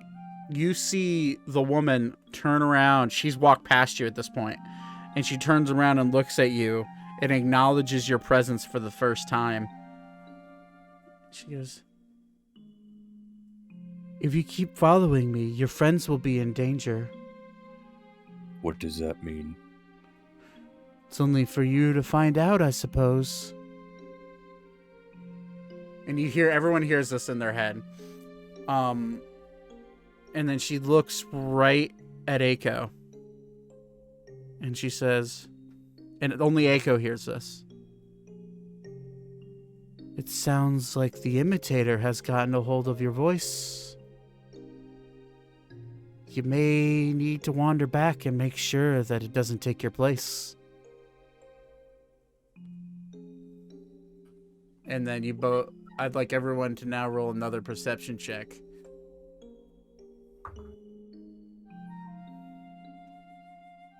Thank you. 17. 19, 11. You see, all of you at this point, you look ahead, except for Alara.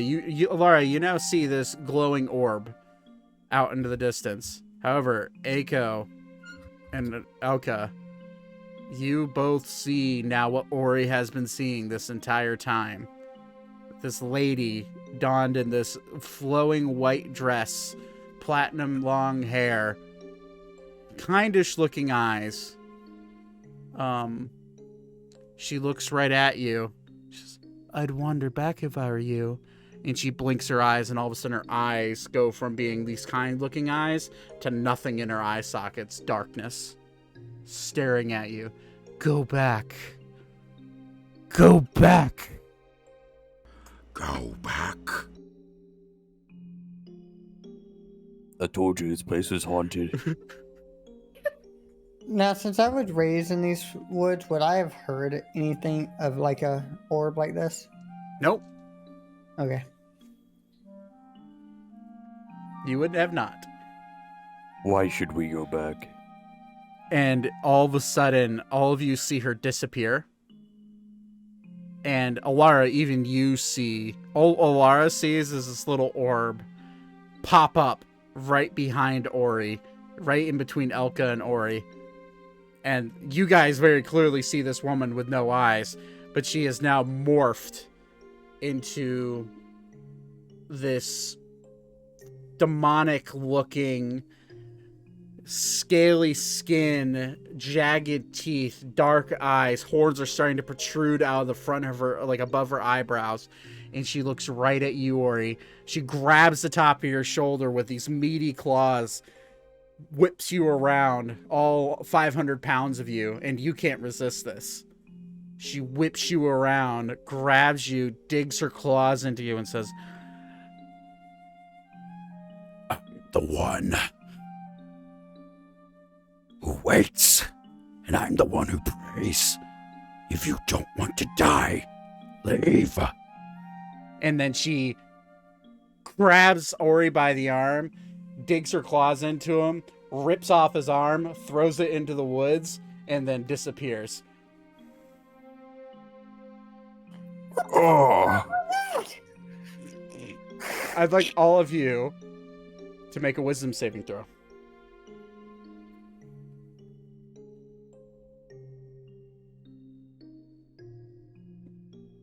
$19. Okay. 10. 10. Aiko, you are on the ground. Alara, you blink your eyes and you look around. Ori, you blink your eyes and look around. Elka, you're sitting on the ground, just dazed and confused. Ori, you open your eyes. First thing you do is you look over to the arm that you had just witnessed being torn off your body, and it's still there.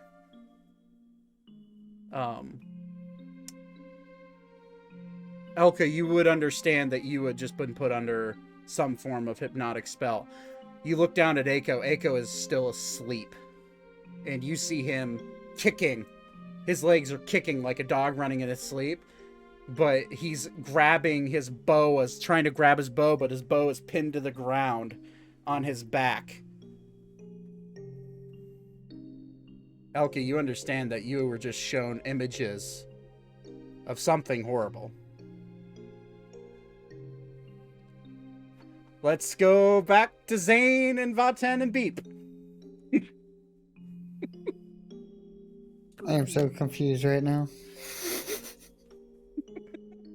Everything is awful. Except for my bourbon, which I'm sitting on the porch drinking. Somebody's got his priorities straight. Zane. Yeah. Vaten. Beep. Mm-hmm. I'd like all of you to make an investigation check, please. 25.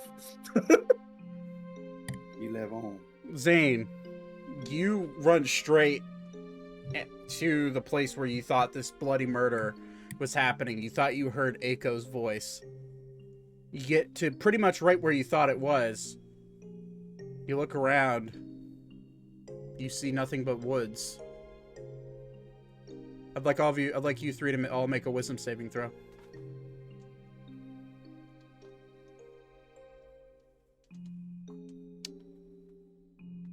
All of you passed or succeeded. It was a 12 DC. Oof. Which I'm now realizing is kind of insane. You blink your eyes a little bit. Vaten, you see right through it. There is an illusion in front of your face. And it dissolves. And what you see in front of you is what can only be described as a kill house. It is a cabin that has blood sprayed all on the outside. The windows are broken, and what you smell, the smell that hits your face whenever you walk in, or like when it hits you in the face, it smells like rotting, burning flesh. And you blink your eyes and you look up and you realize this cabin that has blood all over it is on fire.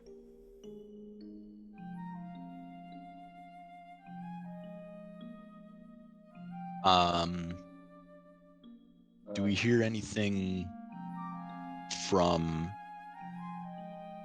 So wait. Sorry, I'm like having one of those days that I can't concentrate on anything. So do I realize that the forest is an illusion and the cabin is real, or vice versa? You notice that the forest around you is an illusion. Gotcha. Then with that, I'm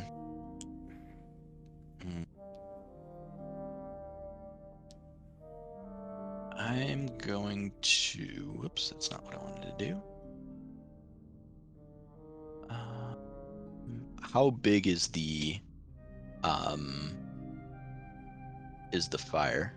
It's the entire roof of this place is on fire. It is a one bedroom cabin. Think 1800s log cabin. Okay, so if I did create water to create rain over it, it would certainly help. Yeah. Yeah. And if I did that at second level, it would definitely it would start to put it out. Okay, I'll go ahead and do that then. Create water, level 2. So, go ahead and describe what's happening for everyone else. With the spell. Yeah, so Vaten, all his magic seems to be fire-based, so having water come from anything that he's doing just looks almost strange. But he has this magical flame that he holds in his hand most of the time. He kind of taps the head of the spear against it and like almost flings a little droplet of smoke, I guess, and as it forms into a large rain cloud and starts dumping water on top of the house, the cabin. Okay, so you guys see it starts to sizzle a little bit, and the rain is helping. It's starting to put out this fire. You see, I'm gonna say, since Vaten is busy with a spell, Beep, roll a perception check for me, please, with advantage. The fire is lighting up the area. You're lucky you rolled with advantage. With a 22, you look in, you see the door of this place, you see the blood all over it, and you see a handprint on the open door, and it looks to be about Aiko-sized. And out of the ashes of this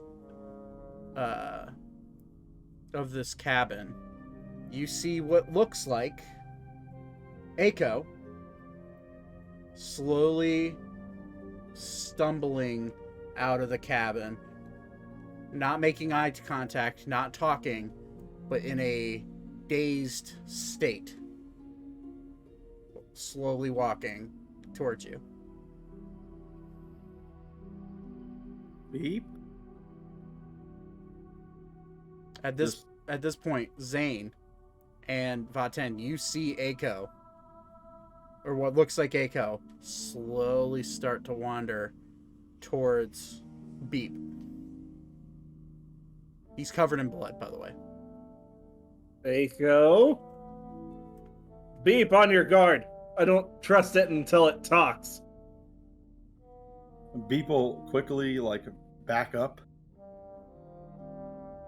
Okay. and he'll grab the handle of his loot, Okay. like the thin side of the loot, almost like he's gonna use it as like a melee weapon. Okay. So Aiko,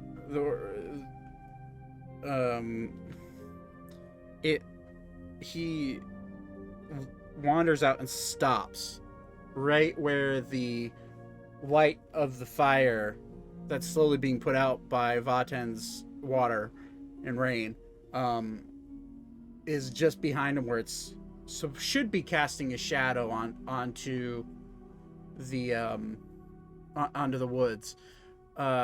With the 22 perception Beep and no, let's not do that.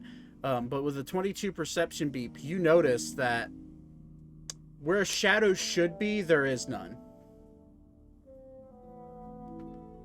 And you know from... Actually, I'm going to say Beep, roll a history check for me, please. The natural 20.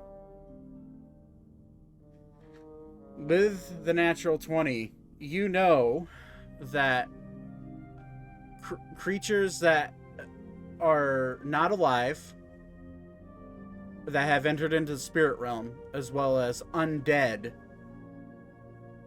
as well as any creature that is of a demonic presence, from remembering from the history that you know, these creatures do not have shadows.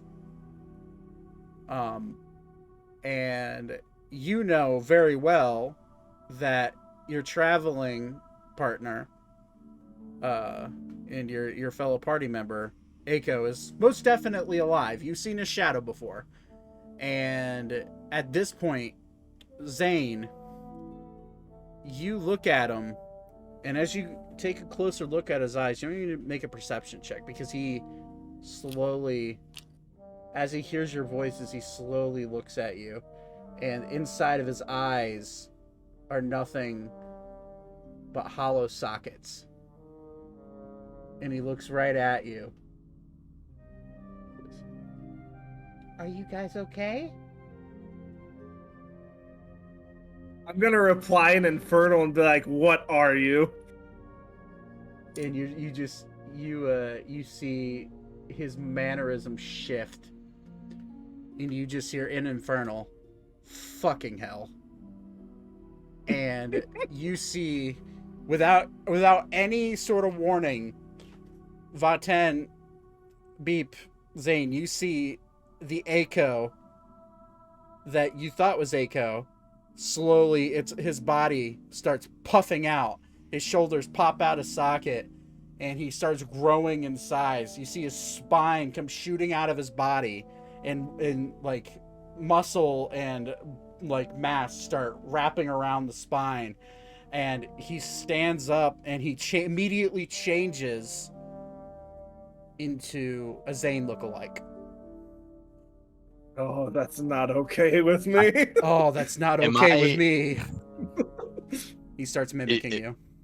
Am I within grasping distance of the known good Zane? Actually, I don't even think this is a touch spell. Hang on. It is not a touch spell.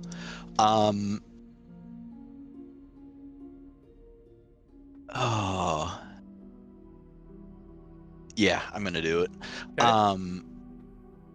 You see Zane start to grow as I cast Enlarge on him.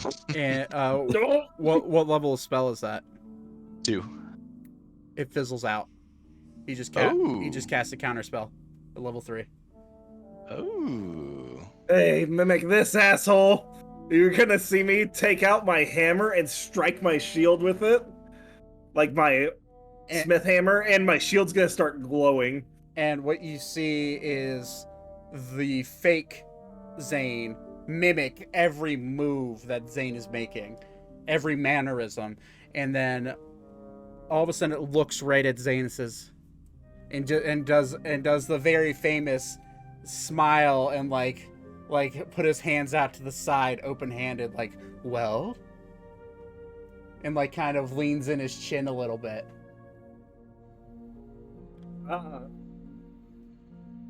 Let's see you try this one, asshole. I'm gonna shift my armor into infiltrator mode, and I'm gonna shoot a lightning launcher attack at him off my chest. Roll an attack, or is it a spell save? Oh, I don't know why it did that twice. It's an attack. 16. 16. You make purchase with this thing, but as this lightning launcher hits it dead in the chest, where it should have been a kill shot, it immediately gets hit, passes straight through its body, and you see the lightning shoot out and strike a tree behind you, catching the tree on fire. And it just does that whole leans its chin in again and kind of goes, Can I Arcana check to see if I can figure out what we're dealing with here? Yeah, go for it with disadvantage.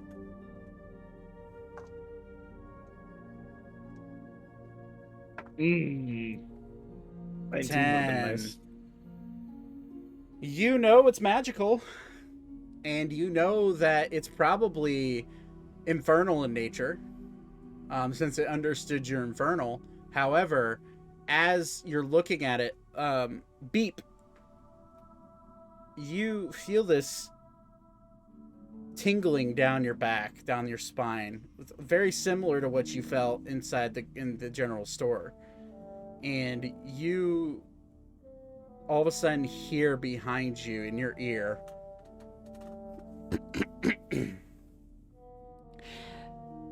beep. Beep. And you immediately feel hands close around your neck behind you. And when you look down, you notice your own the own color of your fur, the hands. You notice your own claws start to try to dig into your throat. Are these like another being's hands, or are they my hands? These are, to your knowledge, another being's hand. If you want to try to escape this, I'm going to give you a chance. I'd like you to make a strength check.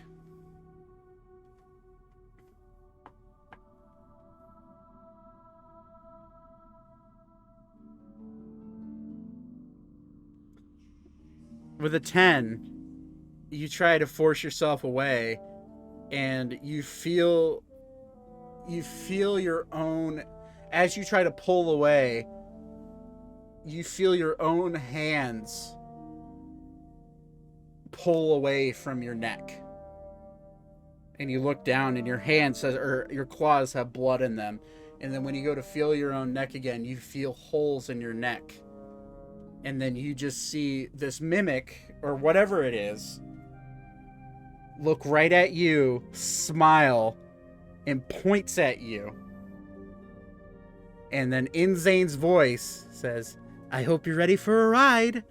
And I'd like Zane, Vaten, and Beep to all make a dexterity saving throw, please. Oh boy. Oh god.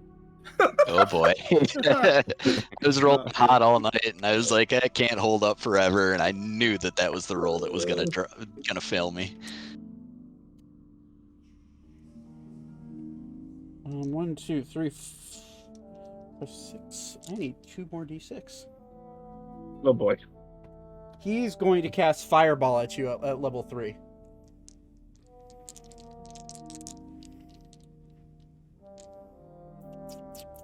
There's the other.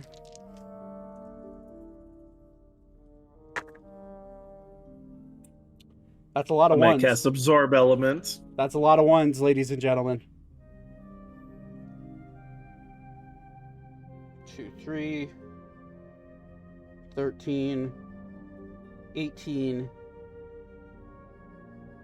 21. All of you take, Zane, what does Absorb Relevance do? You can see it right there. You're storing it for your next melee attack. You have resistance to triggering damage type until the start of your next turn. Also, the next. Well, you're also a tiefling, so you immediately get I'm already resistance, yeah. So lessening it. So, Vaten and Beep, you both take 21 points of fire damage. Oh, so I'm gonna take. Well, I have 8 HP now, so. I'm in worse shape.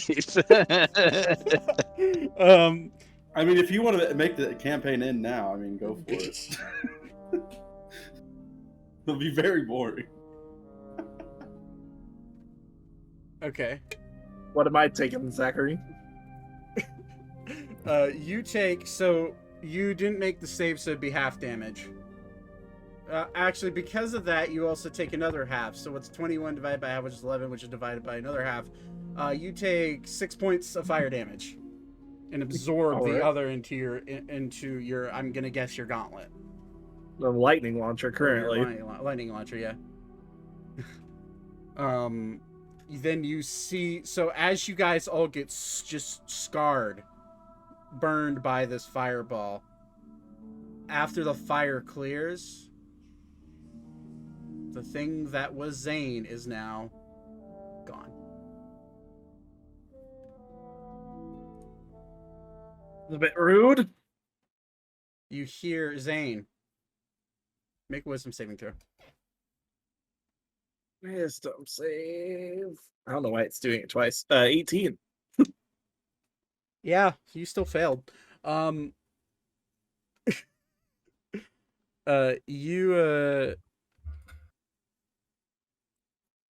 Jesus, that is. I feel like we're going back to Noetic. That is big chilling right now. Literally the same This is that one meme where the guy's like pouring the orange juice and he misses the entire glass. Yeah. But Zane, you hear in your head, with your voice, mind you, I'll be coming for you. Just gotta look around, like, what the hell? And then as you look around, you also hear in your head, you've become my favorite. Okay, back to Ori. One moment, can I heal myself? We'll get to that. Okay. Ori, Elka, and Alara, you guys are all. Oh my god, you guys are all waking up from what seems like an illusion. Ori, you're like reaching for your arm that felt like it just got ripped off and tossed into the woods. It's still there. Eiko, you suddenly, actually, Eiko, make a wisdom saving throw. Make this interesting. We're gonna see what happens to Eiko. Oh my god, he rolled a natural 20. How many sessions did that take for him to do that? 3. Enough. Actually, since the beginning, I've never rolled anything above an 18. Yeah. So, all of you are looking around. You do notice Eiko on the ground, still asleep. Eiko, with that wisdom saving throw of natural 20, you in your head, you're still living the nightmare of watching this lady rip Ori's arm off. This big, what seems like almost indestructible creature in your mind. You just watch her rip his arm off like it's like snap it in half like it's a fucking toothpick and throw it away. And as she's turning around to look at you, because you're now, slowly backing away, she looks right at you, and as she goes to reach for you with her blood dripping from her claws, you wake up almost like a bad nightmare. And you jolt awake, and everyone who's there sees him jolt awake. And you guys are now, for the most part, pretty safe. At least. Okay, so I saw my arm get ripped off, but it didn't actually happen. Yeah. Okay. That was new. What? Feels fine. What happened? You have an arm, but you didn't have an arm. Yes. I need a drink. Well, let's keep going. Keep going into the woods? Okay. Wait, how much time has passed? About 2 hours. Well, What do you all think? well, I heard a voice in my head saying that a person like me was gonna take over. That looked just like me. So should we go back and let everyone know what's going on to make sure they're not in trouble or anything? Perhaps. We've seen enough tonight. Okay. So you guys are wandering back. I'd like, yeah. Or you're leading the group. I'd like you to make an intelligence check for me, please.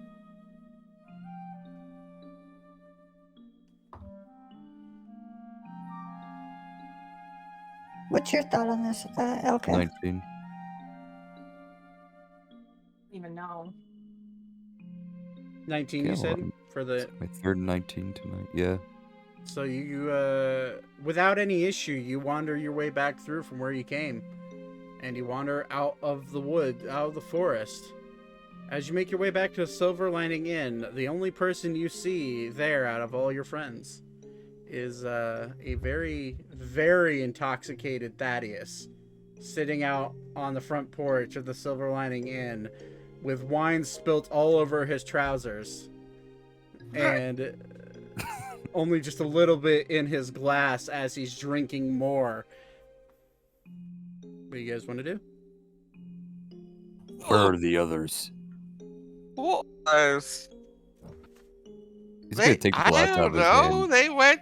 Where did they go? I don't know. I just Ugh. turned around and everybody was gone, and it's like, well, fuck, I'll drink some.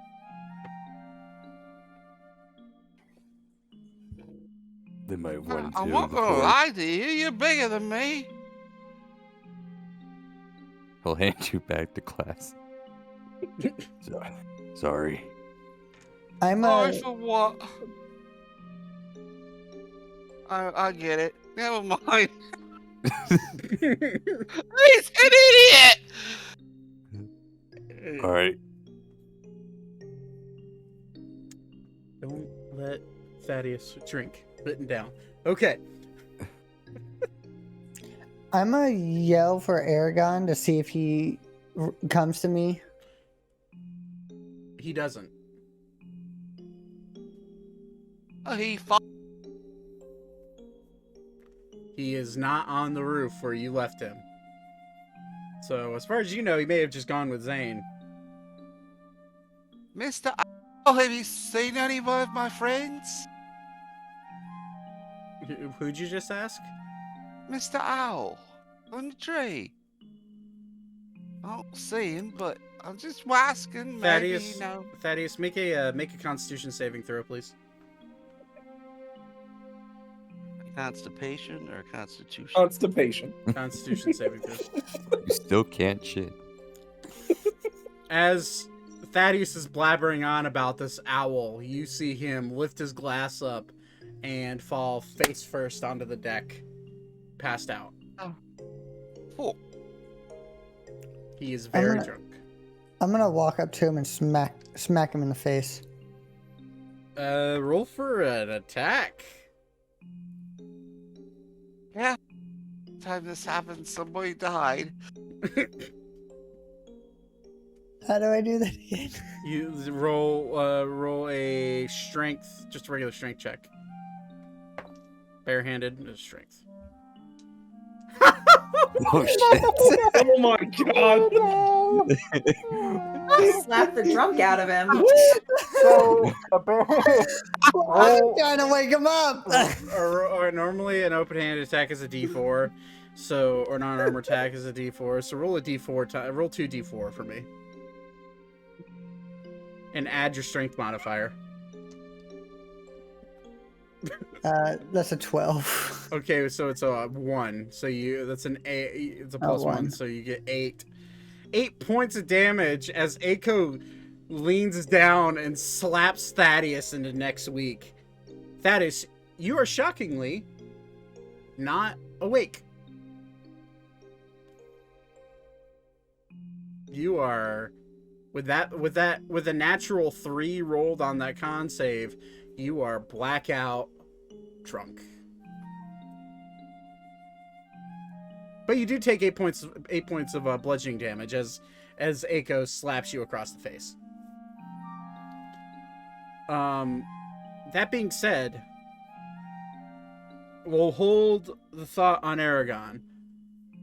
Zane, Beep, and Vaten, you guys both being all three of you be Zane better off for wears. Vaten and Beep, you guys are both fucking hurt and charred, like sizzling at this point. You basically just got grilled over a nice open flame. One needs to learn how to do that.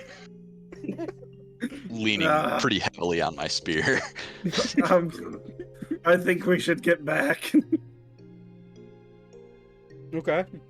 So you guys gonna try to wander back? Yeah, I'm going to help them because I'm in a bit better shape. Get back. Okay. Can I cast Cure Wounds on myself and on Vaten? Yeah. I was gonna go ahead and cast one on myself. Oh, okay. So No, I'll just do it on myself then. yeah. Okay, go ahead. All right. I should have had you cast on me. You heal 5 points, Beep, and Vaten, you heal 9. As you guys are wandering out, I'd like all of you to roll a wisdom save. Fucking hell. Holy there we go. shit! Let's Get go. fucked. You guys are fine. You hear nothing. Although you do look Thank God. Although as you are walking away from what you think is a burning building, you turn around and that log cabin that was on fire, as you turn around, taking just a few steps into the woods, is no longer there. Yeah, but there's still a tree on fire, so we should keep going. Speaking of the tree on fire, you hear crackling as it falls down. We're gonna see if it starts a forest fire. Not my home. Only you can prevent forest Burn fires the by not using a burn the lightning ghost launcher. out. Because Zane's the one who did this. High or low? Low. We'll do it in roll 20. We've been rolling high all night. I don't know. You said low, yeah? Yep. High, it is on fire. No, low, it's on fire. High, it is not. It is not. As What a shame. I could have burned the bat out. The forest can't be haunted if there's no forest. That's right. That's how you get cursed for the rest of your life. And the end of the campaign, we burned the forest down. Burn out the bad. So as you guys make your way out of the forest, you do make your way back to Silver Lining Inn. It is dark. You do see the faint torchlight of the inn, and you are as far as you're concerned, you've wandered out of the forest, and you're now safe. You make it back to Silver Lining Inn, and it's getting close to where you should probably go to sleep. What do you guys want to do? Is anybody else Is still this for awake? everybody or This just is him? this is for everybody. You guys are now. Is anybody still awake when we three walk out of the forest? What time? How long did you? Where's my D12? Let's see what time it is. Oh, there it is. It is currently. So we're gonna see if you guys get hit with exhaustion or not. If it is 1 a.m, you will.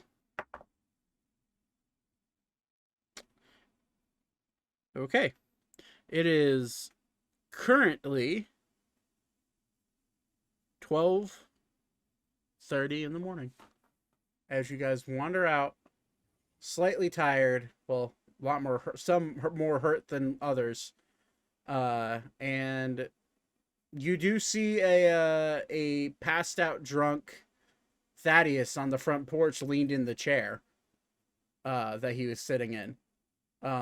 But you do not see any of your friends, all of them assumingly, except unless someone wanted to stay up to wait for you guys to wander out of the forest. I'd stay up. Yeah, Ori. So yeah, you see Ori with a passed out Alara on his head, sitting on the front porch, waiting for you to come back. And as you come back, you see the lumbering, large Minotaur man looking at you. Oh God. Large Dude. one. Is the Aiko's tree still sleeper awake okay? also, Oh, okay. because I want to do something whenever y'all guys are done. Okay, so Aiko's out there as well. Okay. Okay. Then You I guys will look like address. shit. Rough night? I got my arm ripped off. What? It seems to still be there. Yeah, it's crazy. Are you sure you weren't seeing things? Because we saw some shit. It was an illusion, but you know.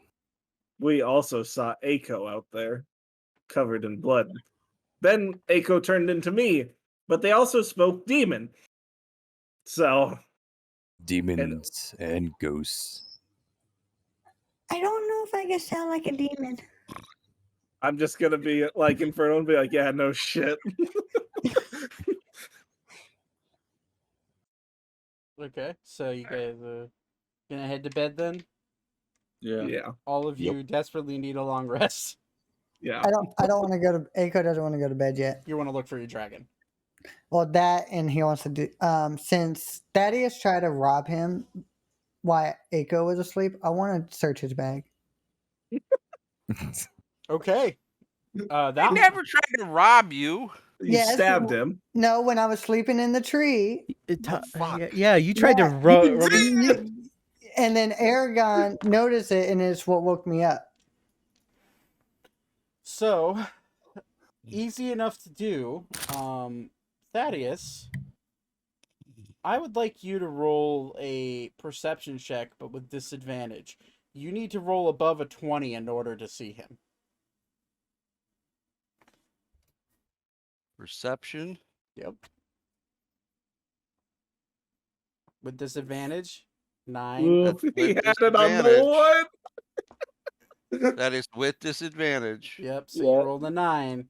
Yeah, you're passed out drunk. However, just for the sake of fairness, this will deem how much you can take. Aiko, roll a sleight of hand check. Normal. Just a normal one. 17. Yeah, you're easily able to rummage through his bag, and he has you have a bag of holding, don't you, Thaddeus? Mm-hmm. Oh yeah, you find all sorts of goodies inside that bag of holding, including his coin purse. So, Thaddeus, explain to Aiko what you have in your inventory, including how much gold, silver, and copper you have, as well as this. Aiko, you are allowed to take up to one entire category of his money. Oh my God. You're allowed to take 2 items from his inventory, or you could take all of his copper and all of his silver. Pick one of the three. So you can either take all of his gold or any platinum he has. So one of those categories. 2 items from his inventory, not including his gold, or all of his copper and silver. That is your choice. I'll just, because I'm not gonna be that mean and rob him of his money. I'll just do 2 items. Okay, Thaddeus, I'm going to go to your character sheet, and I'm going to read out what you got in there, buddy. It's like cracking open a Christmas present. What you gonna get? So, holy shit, you have a lot. He has a scroll of pedigree, a rapier, a short bow, quiver, 69 arrows. Nice. He's wearing leather Nice. armor, so Nice. none of his, you can't take any of his equipped weapons. So ignore those. You can take his daggers. You can take his thieves' tools. His signet ring. You could take his burglar's pack. You could take his 1,000 ball bearings. He has. Well- Take his balls. Why do you need that many ball bearings? But okay. It comes with the being a rogue. 1 string, a flask of oil, a bag of holding, which you can't take. 5 candles, a crowbar, a hammer, a piton. Climbing. Oh, pieces. gotcha.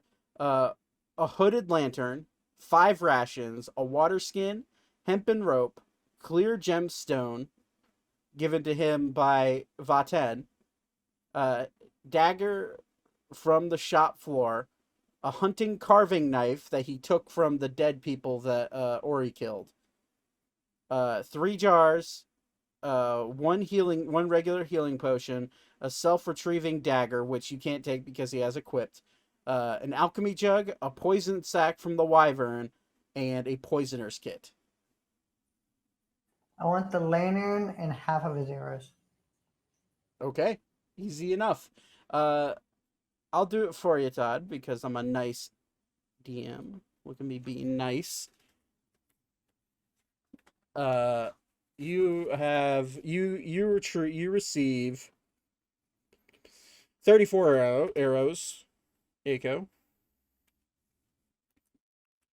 And Thaddeus, your hooded lantern is now gone out of your inventory. Add a hooded lantern to your inventory.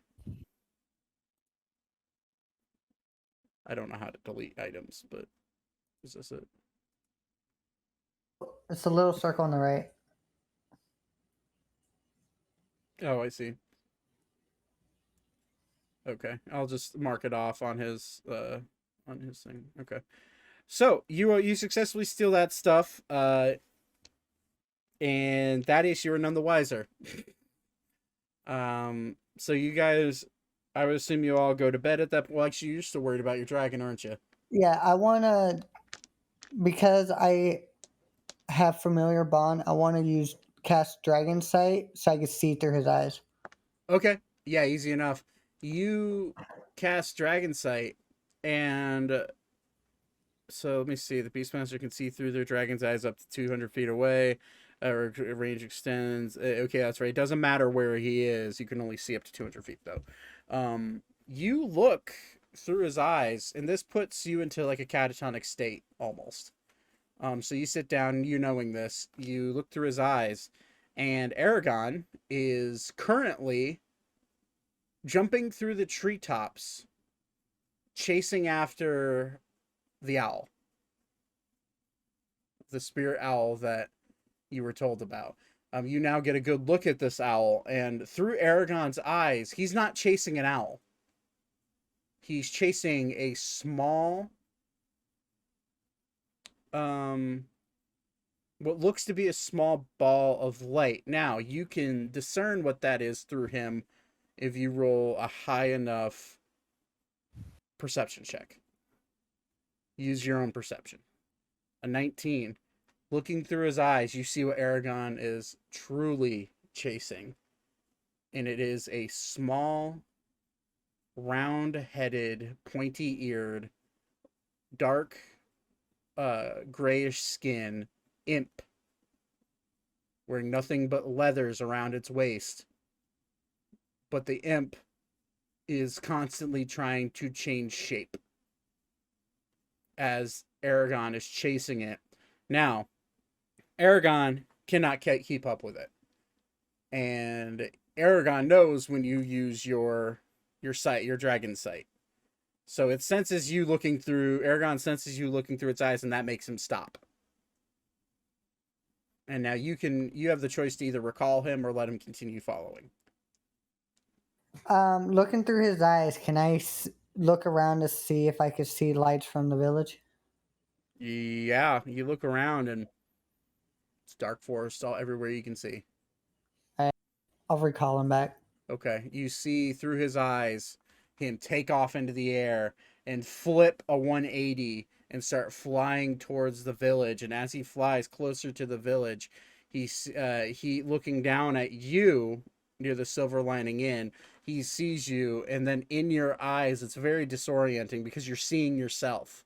And he starts taking off down towards you, dive bombing you. Do you want to hop out of your dragon sight? Yes. As you hop out of your dragon sight, you can't make a dex saving throw. He crashes right into your chest. Nice. And he is, as soon as he crashes you to the ground, you don't take any damage, I'm going to say. And he immediately just starts like rubbing his head up underneath you, up underneath your chin like he normally does. He's just acting like a pet at this point. So you've recalled your dragon and you've made your way through the forest. Curious things have happened today. By chance, did he have those arrows in his hand that he stole from me and stabbed his dragon? No, he probably put them back in his... You're still passed out. Put them in his inventory. So, you guys have all taken a long rest. And you have all leveled up to level 4. Oh, yo, nice. I don't think I get anything up. None of you died, so that's an achievement by itself. Let me go look. So, go ahead, adjust what you need to adjust by next session. If you need help, ask. I'm pretty much available. Can I take a feat? Yeah, absolutely. I'm going to take Infernal Constitution. Go ahead and roll. Let's go ahead and everyone roll for their HP, so that way you can level up your HP. 8. Jesus. Wait, where do you? Is there a button you hit for that? Your hit die, right? What is it? I have a D10 plus con, right? Yeah, it's you hit your D. You roll your hit die and then you add your Constitution. Is it your Constitution? You want me to do that and roll 20 or just? It doesn't matter. Oh, you should. Okay. So my D10. 5. That was better than what I would have rolled. Yep. So why is it? Thaddeus, your hit die is a D8. So you add D8. You do your D8 plus 2, which is your Constitution. 3. Okay, you add 3. This is to add on to your max HP. So I just add 3 to your total HP, to your max HP. Yeah. Okay. So wow, we got some pretty big rolls here. 10 for Elka and a 9 for Alara. Hey, where do I roll again? You roll D8 plus 2, which is your con. So if you I should probably see if this feat changes my Constitution modifier quick. What? Thaddeus, you gain 10 HP to your total HP. So just to recap, we got 5 for added 5 for Vaten, 10 for Elka, 7 for Beep, nice, especially for a caster. A 4 for Zane, a 3 for Aiko, unfortunate, and a 9 for Alara, and a 10 for Thaddeus. Did Aragon level? Aragon does level. Yes. So Aragon Yeah. is a Because he gets new stuff. yeah. Aragon for his HP add. It's a full hit die, which is a D8, and it's just a straight. So he adds 8 HP to his. You're taking Infernal Yes! Constitution, so yeah, add 1. Well, if it does that It increase did. does that increase It your did, yeah. modifier? So yeah, add 1 more HP to your 4. So you Just got did. 5 HP. Nice. All right. Well, You I said got how my much? con modifier, which is now a 3, so I got 8. Or no, 7. Sorry. Okay. How much do I add to Aragon? 8. 8. Okay. And Beep now has a charisma of 20. Jeez, there you go. Hell yeah. I got the 20 wisdom. Holy crap. Do I get anything else?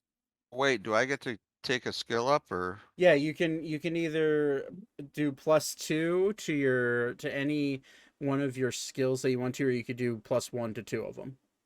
Or you could take a feat. Ability score. Yeah, for your ability score. I am now resistant to 3 types of damage. I love that.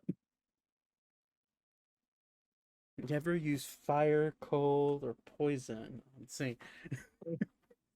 How dare you? First off. All right. Well, congrats, guys. Thanks for bearing with my it's gonna get worse. That's all I'm gonna say. All right. I will be right back. Thank you for playing. I will see you guys next week if you guys hop out before I get back. All right. I gotta go to bed. All right, everybody. Thank you for watching. I hope you appreciated it. A little bit more of a creepy episode. It's only going to get creepier. Our friends have leveled up, which means I have a lot more freaking work to do because I have to update their character cards.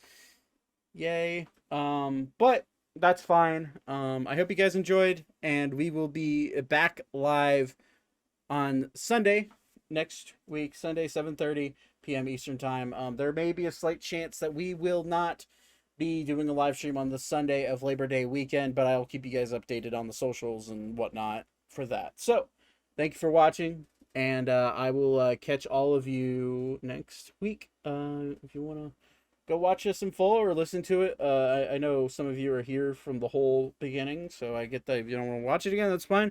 But those of you who are watching this as a playback is going to be on YouTube and on the podcast by tomorrow at 5:30 p.m. Eastern time. So, thank you for watching. I appreciate it, and you guys have a wonderful night. Peace out.